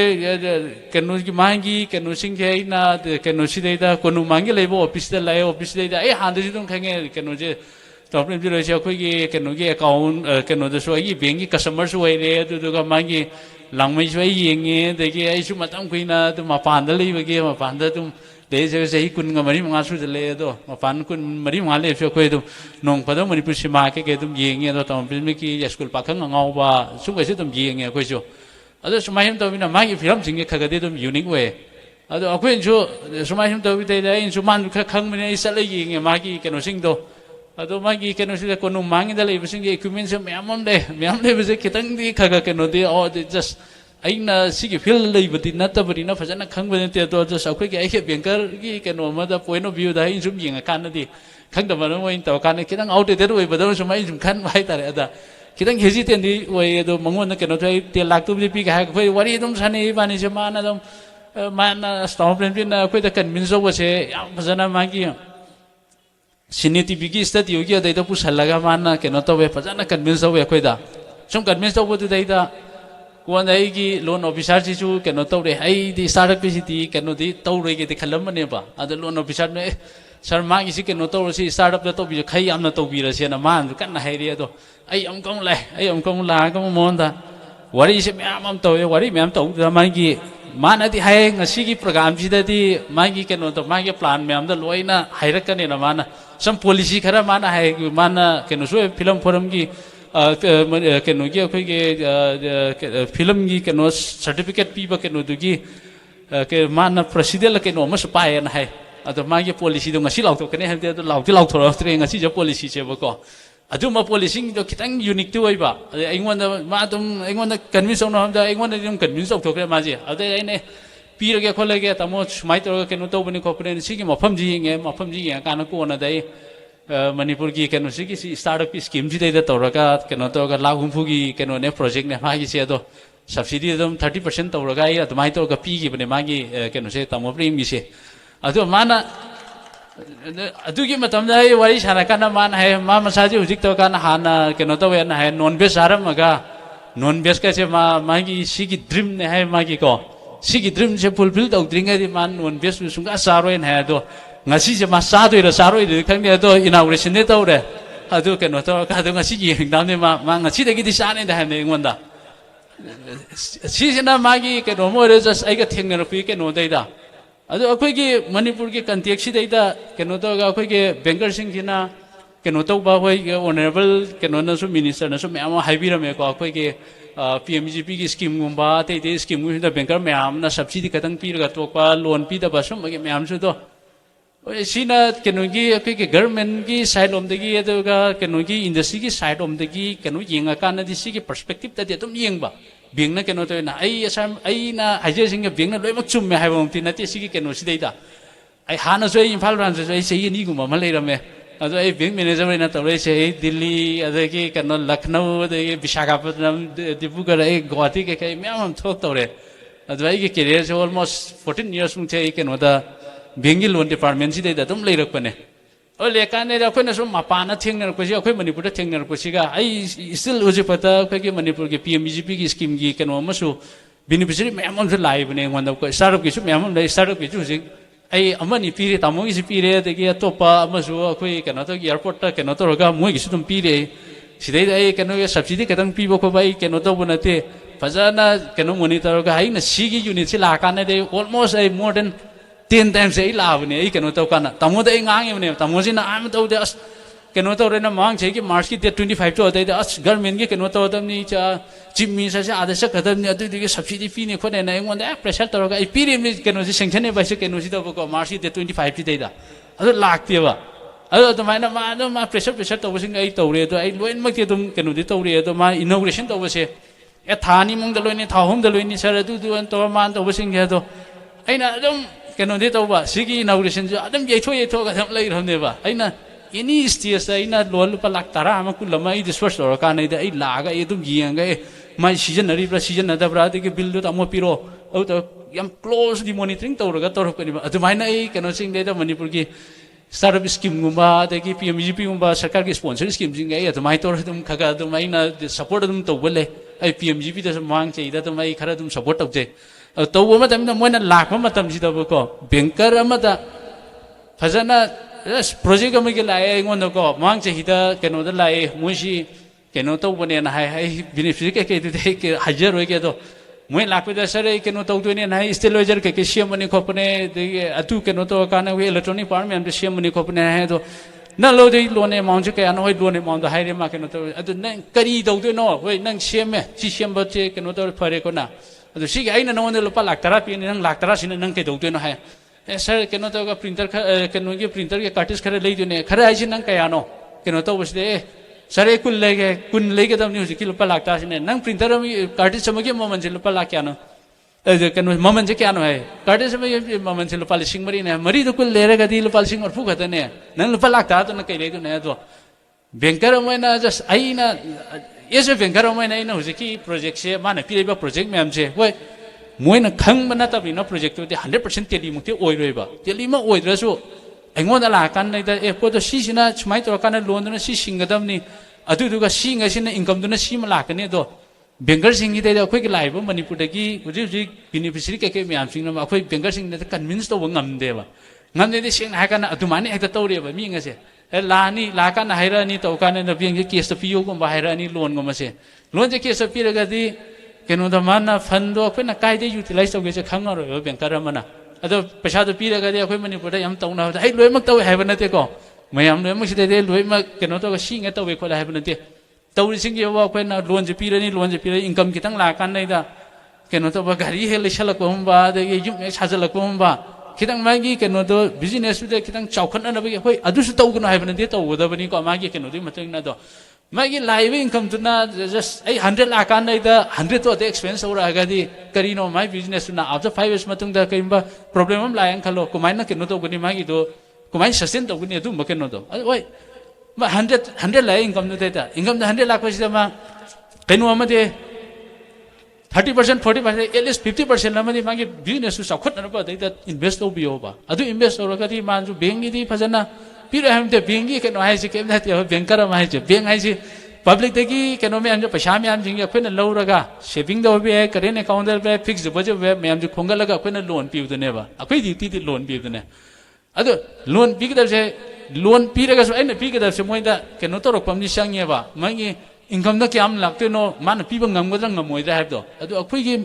maroi na khoi manipur ki sing hi da ya mana sum ba sin la kan na khoi na just jam simple loi ba question je ha ngana ba ko chane de nang adu yu la ni ko kai mam sa ni ising je ma manufacturing to ni ising je manufacturing to kan na manufacturing course kya no mai gi course na kya no ising is na nang kya no adu nang kya da yu ni adu ga nang keno to kan na tham da na no ma da profit kya no tham da profit kya no ai 100% exact mai keno to hai na te ba khoi na keno to je je ba ko just la ga ma gi yuan ga do product gi maman ba khang dra ga di kum hai na khoi na banker ma na kum hai na loan pi do no ba sumba je ai amatam da ai loi ma hai bana te hai da so ai na matam khara short period sida le ra ka na da almost 70-80% di loi ma kenu tau di ba ngam di ba sumba je phajana hai ba se adu du na loan je rejection to gi chances se yam wang na le ba ai pi da te me ham pi hu ji manipur da hoi khal le ga project aso ba amani tawri ko project aso ba amani se da manipur da la ni kenu to yam tu na short period ta 3-4 months manung de di inaugurate to godab se le di ko yam chawa project ta ado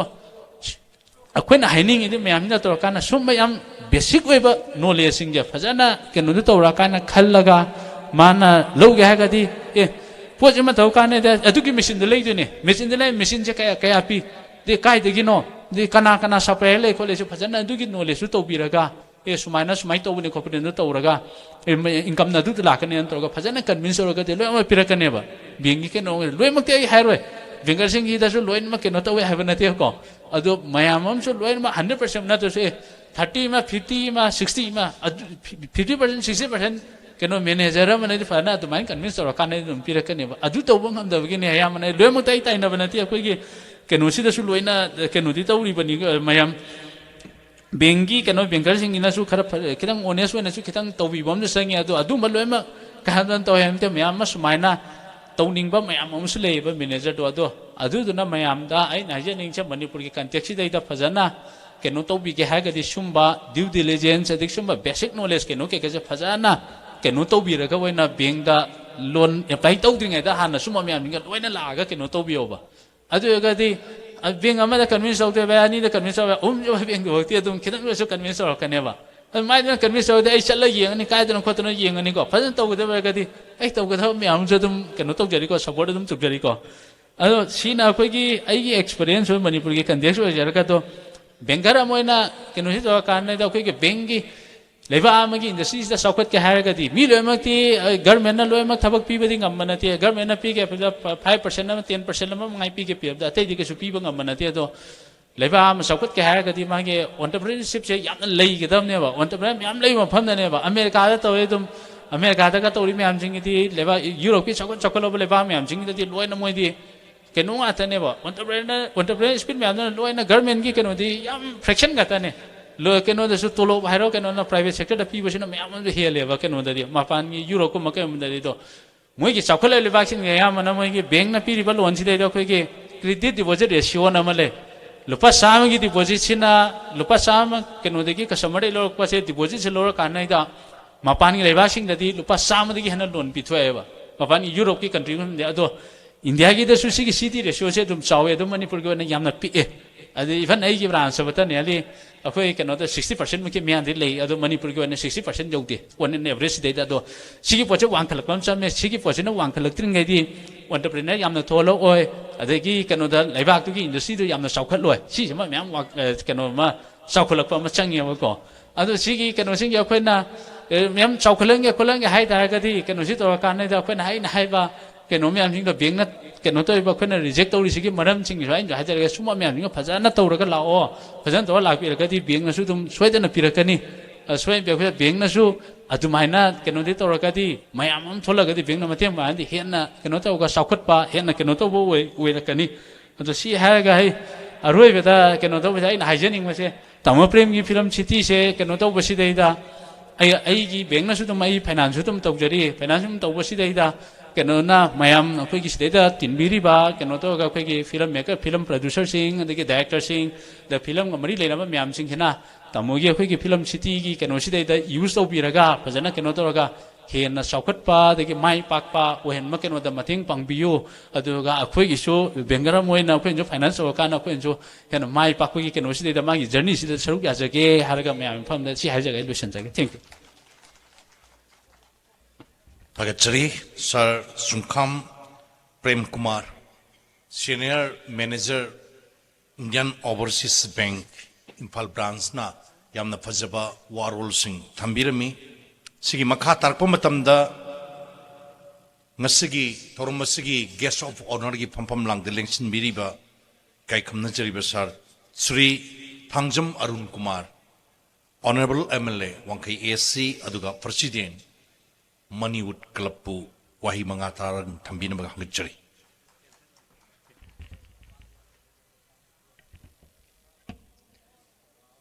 mayam punamak koknon kurumjari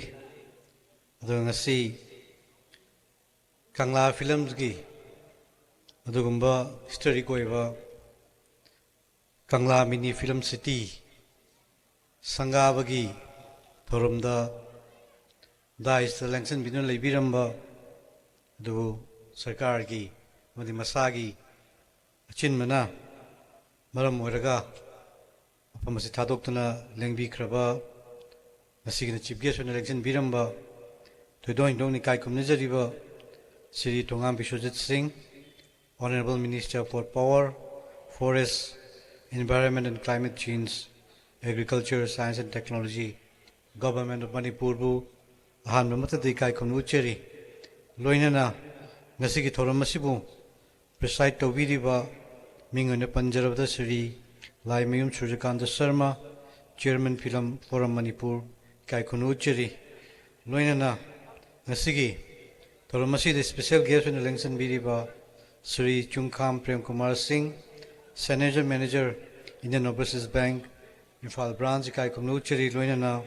Sri Shunju Batasati Mayum, Secretary of Manipur State Film Development Society, Ikai Khunou cheri loinana mang the election biriba Halaman Singh, Yamung Garanjan, Yamung Sana Jauba, Tamo Mukcham, Makcham, Aduga Nasigi, program conduct of river, Tamo Narendra Ningomba, the Tate film gi, कोई मरूप सुरेश अदगी कोई खोनिकर Jugindro lion लेबिरी तई तई हाना film की कोई इनाउ डेनी ma'am लेबिरी ma'am पुनः मुबुसु ये की मागी दगी काय कुनु चरी लोइन न तोंगान तोंगान बा फिल्म की लमद लेबिरी बा एक्टर एक्ट्रेस दो लकाय सिगी लेंबिर ली बा हलमन सिंह मरु मपांग सिंह चलिचे वाई पुनः मक अदुगा ngasi की प्रोग्राम मसिबु कवरेज पिबिरी बा मीडिया की चिलनाउ कुदिमक आई काय कुनु चरी नुलुक चरी आई थोदो हेंदोना याम हाइजनिंगाई लेते मरुइना ngasi सी तीनबिरी बा खाई पुनमक्सी फिल्म की मरमदा थोदो हेंदोना खंगलबा फिल्म की लाइन सिदा मतम सांगना स्ट्रगल तौदना लाब मियोइसिंगना याम मंगाक्तनी मणिपुर की फिल्म की कंडीशन मणिपुर की लैरिबा फिल्म की लोइनमक खंगबा खंग हैरबा फिल सिदा तारबा मियोइ गाक्तना थल्लबा जगुम्बा जगह अमनि ngasi की पांथोकलिबा प्रोग्राम सी अदन फिल्म की लमदा एकोइना याम हेना हाइरुबा तौरुबा हाइबसी एकोइ इसासिना फिल्म की लंबी से लेबा नतबिना तोइदोंना याम हाइजनिंगाई लेते दुबु आइगोंदा फाउजबा खरा सुम हाइजरकांदा आई एज अ ब्रदर एकोइ प्रेम सी तिनजबा याम कुइरगे याम कुइना लोइना जराबनी अद प्रेम सी लोइना जरपदा एकोइ मागी तोंगानबा गुण अमा अदुम लेइबदुनेबा एकोइना थेंगनजरपसी मासी करिगुम थबक अमा तौबा कांदा याम सिंसियरली होनजबा विथ सैक्रिफाइस कथोपगा लोइनना याम थवाई यावना थबक अमा तौबा कांदा कितंग क्रिएटिव सुओइबा अनौबा करिगुम अमा पुथोकनबा होनबदा यामना वखल चंगगा थबक तौबा दुगुम्बा मिसकमनी अदुना निंगसी मागी ngasi तोंगान तोंगानबा साई ममांगदा वागांग बिरंबा वा थंबिरंबा मयामना सुम ताकपीबदुनी मासी अखोगी सिनेमा की लमदा खर खर अवोनबा पुरप कांदा अखोगी सेलिनट फिल्म की मतंगदा डिजिटल की लाप कांदा सु मागे तुम अवोनबा पुरपा ngasi मसु हांगदोइबा फिल्म सिटी के सिगुम्बसिसु अनौबा अवोनबा मदि दु मोइरिबनी मणिपुर की फिल्म की इतिहासता अदमाय सुमाइन तोरा अगांग मोइजरसु नहा मोइजरगसु यामना फिल्म की मरमदा कथोगा मागी तौजरिबा खरसे मसिने कोइना रिकॉग्निशन पिबम थोइसी अदुगा मा करिगुम्बा अखोइनसु दुम थेंगनजबदुनी अखोइ करिगुम्बा थबा अमा तौबा कांदा तौरिबा थबक्तुदा अखोइ हॉबी होइबा मयाम दरकार लೈ अखोइ मदु याम पुनिंग लुप्पा याम पामजबा इसाना पामना तौबा मिगी इन्फ्लुएंस तौबा नतबा तौरिबा थबक्तु आई थवा यावना मसिदि सक्सेस होइदबा यादेना हाइन वखललोंदा खल्ला कांदा तौबा कांदनी मदुगी सक्सेस लाइसे अदुना ngasi ममांगैदा लेबिरंबा अहलमनसिंग अखोइना निंसिंगी अखोइना मखोइ बेबार तौई मोय कथोंबा फिल्म की लमदा तौबिरंबा खोलम मयाम मदु निंसिंगा कांदा मोयगी रिकॉग्निशन पिर कांदा मोयदा कोइ रिस्पेक्ट तौदा ngasi अखोइगी तोंगान तोंगान बा फंक्शन मयाम पांगथोक्तना मोयबु इकाइ खोनो उडली सुमाइन तौदना मतम ममदा अखोइ इनाउ प्रेम सिसु मणिपुर की फिल्म की इतिहास दुगुम्बा मयामना सकंगनबा मयामना दुगुम्बा व्यवहार तौगदोबा दुगुम्बा मतम ममदा सुंजोय सोइना ओइरकदोबा मिसक अमदि ओइ हैनाइ अदमाइन थमजगे अद मागी कंट्रीब्यूशन से दुमकी मतिक चावी माना तौरिबा कंट्रीब्यूशन सिसु मागी फिल्म की थेंगनरक एक्सपीरियंस न तौरप कंट्रीब्यूशन नि सेंगना हाय कांददी ngasa अखोगी मरुप संजुना जो हाइबिरमदुनी फिल्म अमा नंबर कांदा प्रोड्यूसर लैरिबा एक्टर एक्ट्रेस लैरिबा डायरेक्टर लैरिबा सी सिंगसिना मागी पामजबा स्टोरी दुगा मरी लेनना अखोगी युम वाइरुबा युम अखोगी फिल्म नमम थीरुबा खोलुबदा थेंगनबा अवाबा इनकन्वीनियंट ओइबा मयाम अमा युमबुदुना मतम नोनी दि हराउ जरमगसु नुमिन मंगा तरुनी सुरकपदा मोइदा डिस्टर्ब तोबा मोइदा इनकन्वीनियंट थोपा मयाम न मरम मोरकांदा रिस्पांस फजरक्तबदा कोइदा नुंगाइतो फील तोबा खोटपा मयाम अमा खोइ सुम थेंगनजैबा सिगी मयाम सिंग सिगी तौरिबा सिगुमा फिल्म सिटी गुम्बसी हांगदोरकांदा मसि कोकदोरिनेबा ngасai प्रेमनसु मागी कीनोट एड्रेसदा थंबिरम मदुनी अखोइना कोर्ट की ओइबा दुगुम्बा फिल्म शूटिंग अमा तोरमदाइदा लैरिबा मणिपुर की कोर्ट सिंग असि वाइना बोनबदा वाबा थेंगनबा तोंगान तोंगान बा जेल की खंगदे अमा गेंदे पुलिस स्टेशन की खंगदे सिगुमा मयाम इनकन्वीनियंट ओइबा मयाम दो माना एक्सपीरियंस तोरकांदा ngasi एक्सपीरियंस नि माना सिगुम्बा फिल्म सिटी अमा हांगदोगदी मसिगी अवाबा सुंसोय सोइना कोकनी मसि फगनी हाबगी वाखल लोंदुदनी अदुगा याम नुंगाइजबसी स्वाइना माना प्रेमना होनजरकांदा कोगी लैबिरिबा कोगी चुंगाम प्रेम कुमार नसु यामना इनकरेजिंग होइना इनकरेज तौबीदना सरकारना पिरप स्टार्टअप अमुकसु इनकरेज तौबोइना लोन फजन पीबिरंबा मणिपुर गुमददी लोन पीबसी सेंगनारे कांदा बैंक सिंग सियाम करी हाइनी कीबा हाइतारे करिगिनो दे अखोगी चनबीदा अखोइसे बैंक के लोन सिंगबगी हाइनबीसे खरा दुम वाले लोन सि लौरुरगा अखोइजे दुम लोन सि लोइसलगा लोन सिंगदबगी हाइनबीसे am थेंगनै अदुना बैंक सिंग जसु मसिगी बैड एक्सपीरियंस अमा लैबनी मसी याम मदुगी नि साइ अखोगी बैंक के मैनेजर सु थंबिरंबदु अदुबु अमोरसु बैंक मैनेजर ना लागा स्पोर्ट इंक्वायरी का तौरगा सिगुम्बा इंडस्ट्री एमा चौकलकपदा अखोइगिसु सपोर्ट तौदबा यादे हाबे वखलोंदा बैंक के लोन पीबीबदुसु आई माइकैदगी आई थागतचबा फोंदोकचरी याम नुंगाइजै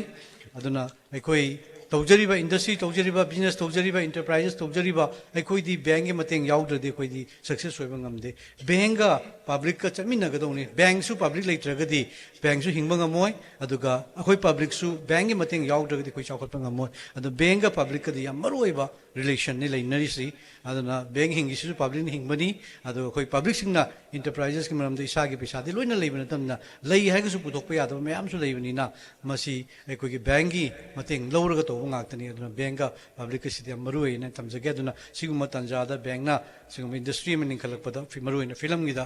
अदुंबा चौबा मतेंग पीबिरमबसु याम थागचनिंगी aduna sigumba यामना फिल्म की इतिहासिक ओइरबा थोरम ममदा आइबसु कौबिरक्तना इबसु यावन बिबा अदुगी मते थागचै aduna koi नाउ प्रेमना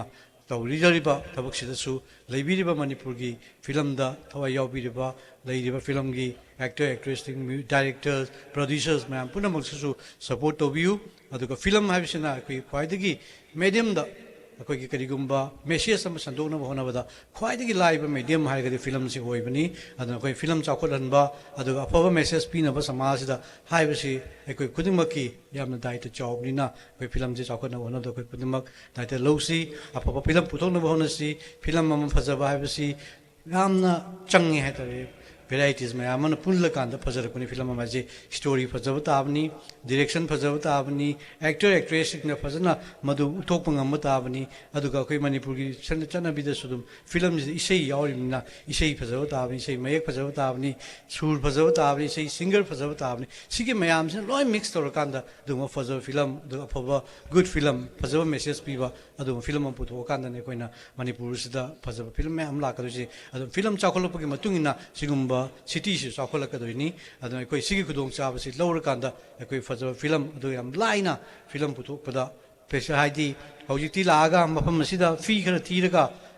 प्रेम की थिपम तोपा मागी नॉमिनल फी खर तीरगा मफम सिदा फैसिलिटीज लोइना फंगबनिना कोइ टाइम सेव प्लानी मनी सेविंग लानी लोइना फिल्म गाइली थबक अमा तौब कांदा कोई दुगी हम सिदा कोई मैम लोइन उनबगी इनकन्वीनियंट लेइतबा इनकन्वीनियंट मैम दो थोरोय अदु सिगुम्बा फैसिलिटी अमा पिबिरकपसे कोई फिल्म सोसाइटी दा लेबा अखोइगिदि याम लायु फबनी हैना आई थमजरगा मखा तारकपदा प्रेमना पाइखचरिबा थबक थरम खुदिमक्ता ईश्वरना थौजान बिदुना माइ पाकपो ओइसनु आइ वफम खरजि थमजरगा मैम पुनमु थागचरि थागचरि श्री थांजम अरुण कुमार यामना पुकनिंग थोगनिंगाई ओइबा अदुगी सुमथक्ता यामना एनकरेजिंग ओइबा वारोल सिंह थंबिरमी सिगी मखा तारप मतमदा ngasiगी थोरमसिगी इतिहासिक ओइरबा थोरमसिगी प्रिसाइड तोबिरिबा फिल्म फोरम मणिपुर की चेयरमैन सु ओइबिरिबा आइगी मरुप श्री लाइमयुम सूर्यकांत शर्मना प्रेसिडेंशियल की ओइबा speech थंबिनबगिदमक्ता हंगचरी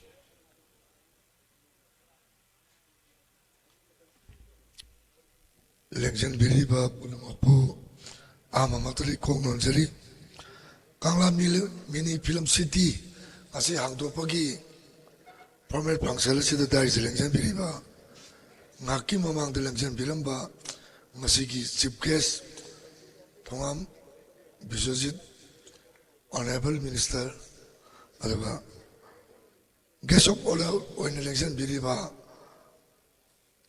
wangai esigi honorable mla thangjamarul ikai khumnu busari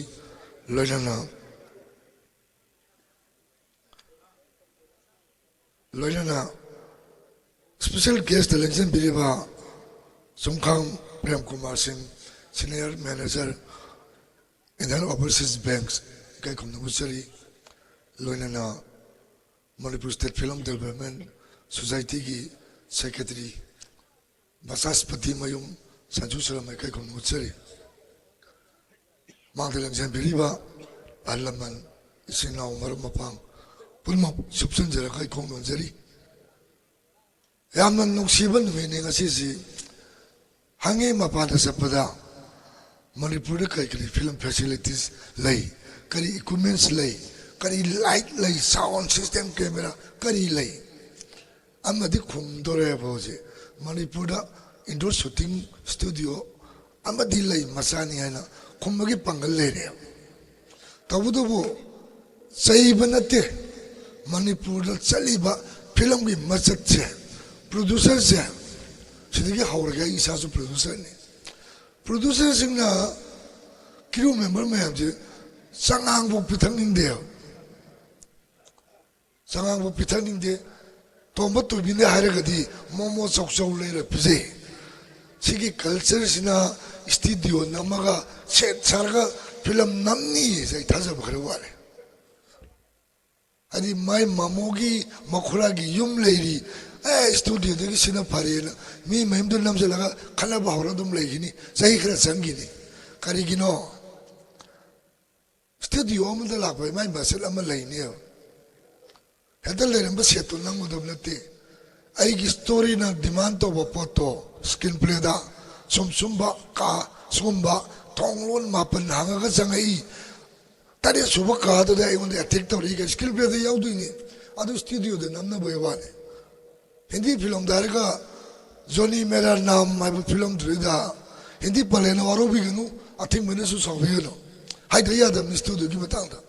debananda na nafrat karne wale na thola marol chali do adum yum leite ba set ni studio ne ado ko sum thau da re ba tau da ya da bani adu bu lupa lakh taru na film nam ni khalaga di studio gi sa zo pi ba maroi aduna hojik Manipur da Bargo project kinba holani lere soni kinba ama kawa de lere project singje kawa da kiliba projector si khakta gi mamanje 50 lakhs ne sound jog de projector aduga mana copy system projector sina projector ga screen da kap thok pa ngami ba magi frame je adugi matik cycle 60 frame per second chele Manipur State Film Development Society ki Lairenpat project Barco company ki hojik laise handak ma yamna upgrade tawre 240 frame per second chel ba kapa ngamba adom project latest upgrade tawre adu itaga di aina DSLR amana kapa ga adu kapa do sum yara roi system do kari gino da hojik di key system da aina company em to ki film ware example avatar wire film ji payment piraga lawdori ni parso control si company na ki da torgadini so do utdei ba sam awas mamang da thara ga ka setting nam khak sang he adu ke dawre akhoi ki long ba ka pa ki camera mana I film na me 16:9 da na me kap te frame do DCP to ole ari di ke dawre ko ka khre khwang ka khre bam em tarwai perfect frame phangarwa ba karina movie camera film camera iduna film nam da bunina sigi khudong sa da ba sum thokini studio da lagning di se kari gino ai buda si akhoi red namasi or arena namasi or any camera khara khong da ba movie camera di oi ba sajana banata ba 17:9 or 18:9 frame the number seva adu hoitaraga di songso soidana aigi film jamang bi ade na studio thera soidana number ne natte bedam sai ajeri do lebale singani jama piba camera wide camera mamando adu mari yam jelak ne khang yam le khoi Manipur da yadi di yadra wale masi akhoi langai tabse kegi ne yumbi oi bani hausi hol example ahum sure ahum sina hausi ti sunga taksida ba sumya he yar karigino haibudi mangnera sangnera ga pen drive ta ai MP4 olaga madu laptop amada hapaga oyara ai nai thok thatatna sabjalaga kapne abnami kapi se bargo da kapi se aduna kari mangale masagi 3D support tawjrimba magi cartoon function ta holoroi adu lokthoga pen drive thajin yana ba oyara ba sammabnina kaidawre hariba any format singsi magi mother board se da masagi battery mam yaujari ba masi projector se on to matam da charging de duine ba any system 3D gi waro sound gi waro gi waro ado akhoi gi format se kam na ba hola matam da loi thadal le thadal di charging to dre adi ma useless ware hafta amaga gap tawu ya ponte regular mai sanga lo ha po ne ba yang kumna nai na bugi matam din na tre adu bai le khangja bkhre do thamja bani adu na khoi mai wala ma budi la ya hoji 2022 da tholo ke ba film chingje average da loina pai adu hena phagala kan ya hoji kok sungsin na ba roji hore hoji mayam story palam da na maroi story are ba ma thaina drama ya phajage bini em du da mi kamna gi bini adu nam sel se ba adu gi generation du na tre hoji adu suya ya roi aisu yam taksundara mi mayeng yengi taksundara ba heman da na prop chale I film loina ma kari gi no taksundara ba se sim babong ne hele ba sing ba se adu na ke dum sige ha ba da ya nam story film am nam gi story karamba prithvi na udriba udabdi le ponte ko ado ai mona udriba riso driver amana IS waraga ina khunbi am lawe do adu story du di akoi pabung na pakhang phadri ge di dum la e drama di lila di madu gi generation na tre hoje story rom da mai wajan si technical camera se pakdam to ya dre ai gi imung da camera ma leine film nam ni wakhalun se headline goi adigi lohongba yama namit papa namita shooting le pi ni ne aina waiji ri camera do ngasi di lohongba manga le na adugi culture do le ring poi de ko yaroi madu toksi akoi taseng na akoi mayam hauraga MLA minister singda donation tausi ai hoji ko suk function ji da akoi ge arun yaw bi arun nal palising lising yang ini aina thau duri se kaimta na te ko thau bai means ai mayam gi malas example ni Manipur da MLA humbulai humbu se de gi minister khak khai do khal si remaining MLA 50,000 minister sing 1 lakh maduri tak ba pesa do aduna eri ama laina ba akoi amta plap kok sungsin ga halam chong chong piro camera amta lai se ba government se lai bi wan hai tar ga di hoi har ga madu 2025 adu ai daga adu pok thaje de go ya aduna camera soidin lai rasi khai rasi akoi gi honorable MLA wangai si akoi inau arun lisik yang ri thambi ko soidina khai ba lak toro bani loina makse ai gi kendra gi mi chong dong piro do sala ga khai rasi ba sidai kai ro se tongi da makta ni akoi cinema toksenar ro ya sen ba film namma se haje bani ko latadi o zamne ka chandra mu irkane ba cinema tokdri ye khoi di na aduna high lo se law lo se mana law ri du chumme quality product tok se bi law bo ro me ba ai di khang da no osel ka khal law na ro bo ne do mana chumme ya ji hoji amta tan tha da changa ka cinema kap ke ai se ba sankar da kapo hera ni kadai di kap ni masagi pen drive da tra allalam ni no ba DCP du pure ta kap ya ro kadai chakani tan tha se kana na control to wi distributor amana control to hai kadai da mumbai da oi bi ai guwahati da oi bi ai madula chalaga ai gi distributor to bi oina ai do manipur da product to sera su moi da saturi ni compulsory chi to da basum ya ya ro moi na da ki bir da lo re ai gi meter film ne re so ai di so cha che moi na control to hai kusi na te ai na ga ta lep ning ba lep blind ti ni ga so ya ya ro si aduna whole phare akoi quality production hai performance chatragadi manipur cinema ka pham le roi kadai da KK cinema thawan fresh ki taram tukuni adu tok thana ba khoi mayam wakhal ta min re si prem gi studio si tasena akoi na wabi dragadi ngasai senior manager lon thoba hurob ne khoi mayam mang da ada khoi na wabi dragadi gai di mana kai di lon sigit kuduri ado matam kitang di yang biu ko sarsu lengjeli yang biu di hauji kok se ngau ba lohong ki camera le film nam gidra natraga movie camera le film dang udra isigi hauji kawa ki cinema lo su meeting tawri ba aduna hauji manipur da cinema number se sab long lepe di indoor studio su shooting la ro lepe balina kai di lon sing duri ba ada thamanga truk ti kitang relax view akhoi mayam haura ka singa kane ꯑꯗꯣ ꯈꯤꯇꯪꯁꯨ ꯊꯥꯗꯕꯤꯌꯨ ꯈꯔꯒ ꯍꯦꯟꯅ ꯃꯥꯏꯁꯤ ꯏꯟꯐ꯭ꯔꯥꯁꯇ꯭ꯔꯛꯆꯔꯁꯤ ꯃꯇꯤꯛ ꯆꯥꯗ꯭ꯔꯤ ꯖꯦꯜꯒꯤ system ꯁꯦꯝꯕ ꯂꯣꯏꯗ꯭ꯔꯤ ꯁꯤꯗꯩꯗ ꯀꯣꯔꯠꯀꯤ ꯃꯊꯧ ꯇꯥꯏ ꯁꯤꯗꯩꯗ ꯑꯗꯩ ꯍꯣꯁꯄꯤꯇꯥꯜꯒꯤ ꯀꯔꯤꯒꯤ ꯔꯤꯝꯁ ꯁꯥ ꯇꯥꯔꯒꯗꯤ ꯔꯤꯝꯁꯀꯤ ꯃꯇꯦꯛ ꯑꯃ ꯔꯤꯝꯁꯀꯤ ꯃꯥꯟꯅꯕ ꯁꯦꯝꯕ ꯇꯥꯏꯌꯦꯕ ꯄꯩꯁꯥꯅꯤ ꯑꯗꯨ ꯁꯦꯜꯅꯤ ꯑꯗꯨꯅ ꯌꯥꯝꯗ꯭ꯔꯕꯗ ꯐꯔꯅꯤꯆꯔ ꯃꯌꯥꯝꯁꯦ ꯁꯦꯝꯕꯗ ꯂꯥꯛ 5-10 ꯑꯃ ꯆꯪꯕ ꯌꯥꯏ ꯃꯗꯨꯝꯇꯒ ꯁꯦꯡꯁꯟ ꯇꯧꯕꯤꯔꯒꯗꯤ ꯍꯦꯟꯅ ꯅꯨꯡꯉꯥꯏꯅꯤ thank you Agachari. Sri Wakamam Suraski Saitagate the Palising Madi Sri Wakamam Suras Singwala from Khunou Manira Dagi employer Mana I usually sing Madi Camera Levada I Hapsarage I cannot preempt the sinners again. Thank you. Thorum Sigi Kanabadu, Lapa Hori, Yampasi, Yamnui. Ayi Marup Surjganta, Chairman Film Forum Manipurna, Achumachumba Wapam Singh Si Tambirei, Masi Akoi Yamna Kupna Munna, Nainaba, Ay Matautai Hena Kali.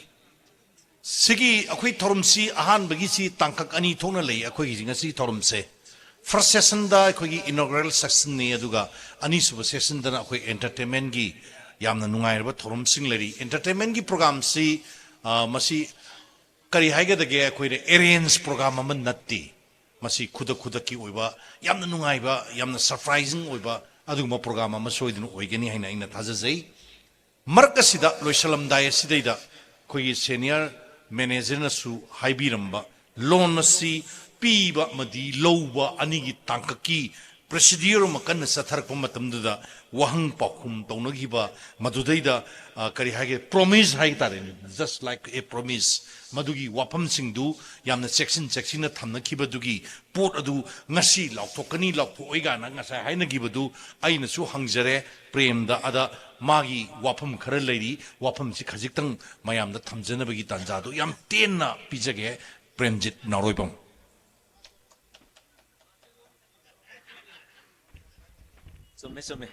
Thank you, Tamo. I masi Kaubudinati, Matam Jiamna cannot obudane. Anyway, Akwegi bank the Aina Karigumba loans, Yambanina Kamina sing doing on Pashaze, Manipur film industry, the Kamina Namadugi review lap to no high name. Other Manipur film, Jidi Pamba me, Mamlay, Pashasang Mani film Namdaba. Film Pashapu to Pungam the Basu lady, Masaki tenant labor mayam's lady, Tonga sector mayam the film the Akoi namning ba aduga ishagi koigino later ba ado aina manager da thamjagi ba wafam do ngasi ai khudong sab lojara kanda aigi mangdoleng sinbiri ba maruma pangsing amadi singjamai 360 gi akoi live yengbiri ba chilinau sing amadi tongan ba koigi YouTube ki channel da Kangla films ki YouTube channel da aduga KhutSem live ki YouTube channel da yengbiri ba chilinau sing film ga mailei na ba sing da Kangla films na ngasi gi numitagi sahi amada yamdrabada company tarada aikoina aigi khuchukulai haibatare hojikti khuchukulai se akoi bank manager na finance tawi badagi cinema camera khrasu lesson jare anouba latest camera sing anouba lighting system sing anouba khuchukulai sing miam ga matam siga sunaba tamosu kantana ngasai hall da kapada kanu haiba mayam do adugi sunaba khuchukulai do bank sina finance tawire adu banks na ngasi finance tawi je hall ji oina di only 30 ga 1-2 khatani atai di khusukulai da tawbibani ado ai changbadadi manager su leire around 50 lakhs mu ai sigi invest tawre ai gi oina du ai gi pocket tagi ne khar mateng pangbirakpa aduga ai nom singna bhona bada madu kamai singadagi habige policy do aina thamjagi baduni ai ngasi adugumba film gi kangu sing film da talent leiraba aduga chaknai raba akoi gi masagi involve quality leiraba kangu da ai gi Kangla films ki advisory board ki tanajara kanda company tarada makoina film namada without haidi credit akoi paisa pidana film je namakanda mana market tagi tanjara kanda aingonda payment tawba yabagi facility ama ngasi myam da lanthok sagre asini aina myam da aina thamjagi ba adu ani subada hosiki do ai adum kano tawbigani aduga ani subada aina manager da thamjagi do ai ngasi ai hoi sa ji am pamja ai gi funsi da sa ma sa da ai gi konumang lei kanda ai ahawba sabagi wanate ai sanga ji am pamje ba adu aina Quite Pamjaba Posak Amakak Aina promise Torakanda Inga Sibo Lajari, I Chahi Mangagumba, Sat Marigumba, Handaki Hayang Chicken New Year's Day Chahi Mariba Pumpadoini. chahi mari gi mapung pha ba je manager na ma kaino ma dinner kaino ko bank da in kaino samina ba da in smai china tawe ai si charger di khote ha ka yam nungai te ba ada in hai gi bani da ada sibu manager na sanction to biraga di ai smai to gani ai gi ning ba thunga ga di ai film da sum sum tawra ga di adu dagi adu numi tu da ai charger ge na khanjari ni ai du da ngasi gi numi si da soidana ai sangab numi si da taw ge na hai bani adu manager da in hai jani ai land conversation gi process ta hauji minister na so hai biram baduni agree gi jaga sida ai in procedure right MLI Act ki the 2014 amadi 15 gi amendment act ai fajan kano tok jar kanda mangdaling sin bir tamuna rendra hoi akoi respected DC mayam ji meeting taro kanda ai gi land conversion se hauji process loisale aduga hauji state government da langkhana bagi process agree da le kanda moi report kana iba timing ni aduna sigi pose tang taba numit aduga bank loan sina aina irai laina singani na khanba numit to maduda ai nan best tu madi aduda ai tawjarge ngasi bokti ai ge promise mapung phadre ne khanjara gai amadu bok ngai jage haibo pamji thamjaraga ne sinjara thagachari prem mioi bagi ningba thungba pen ba haibasi kaidung du oiroi lakani matam lakani chakkini matam loinamak matam gi manung da laigedabani time frame gi manung da ni akoina work toriba akoina thabak toriba aina dream toriba maduna aigi lambi ma pirakadoriba prem gi magi achekpa will amag loinana mana tokjari really appreciate tawi madu soidana mai pakani nahaki chinjak tu su saba ngambu oyu aduga hariba punna muksing se akoi ngasai haibi gi baduni ai marupna thambi gi baduni taseng badi masi akoi mayam support tok dagi ba kedung du ore si thamada lupa lising humfudra loan sing ba haiba se ma satina warbani film city tok du film hall on dul gyalam tadrimni ma Sunday khudingi masda film capture ga madudagi phangpo sel khara aduna madudai da madu mana loan singba ngamna ba ma yam chatina mai gi mini mai da phami hogi mai thakta ni ma phami se adu mai thakta man phambasi akhoi mayam sangdana ma kari hai ga de kitang ingba ma phamam da thangdabi na ba honebi ba haiba se producer sing director sing aduga film ga mari leinari ba work to biri ba punna maksingi support changi haiba wafam si napsin jari sigi loisin jarak pa matam sida miyam punna maksing da thagat warol thambina bagi tanja du lae thagat warol thambina bagi dong ta koksin jage manipur gi saknai ba actor Danny Ligmabam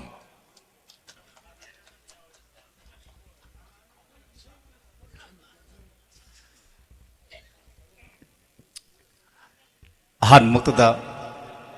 idam da busu kon sin biri bai pai bungo imai bembo miyam punamuki mahut sinjaraga korona kurumjari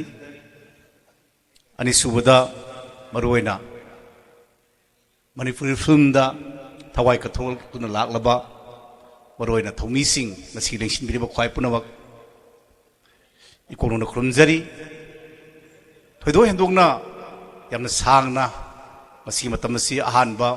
formal function si matam khara lokhiban maram moraga aikoi matam si mathang mathang thindrakpana asangba matam ma lojadana bai hona jage maruwaina Kangla films ki family maruwaina ai baba ima amasung laikai mafam sida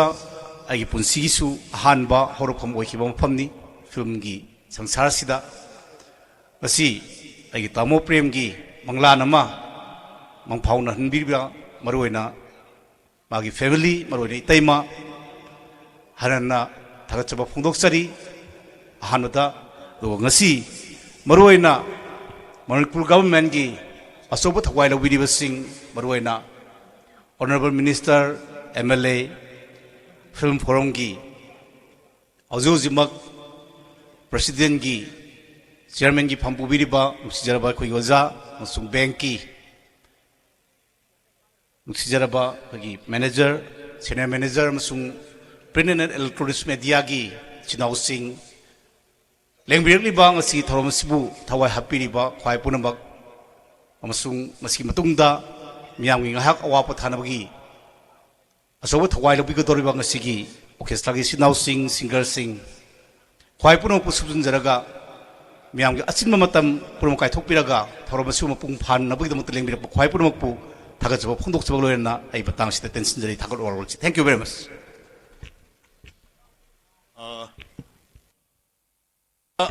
ahanba session simadi inaugural session simadi matang sida loisin jare haina lautok chari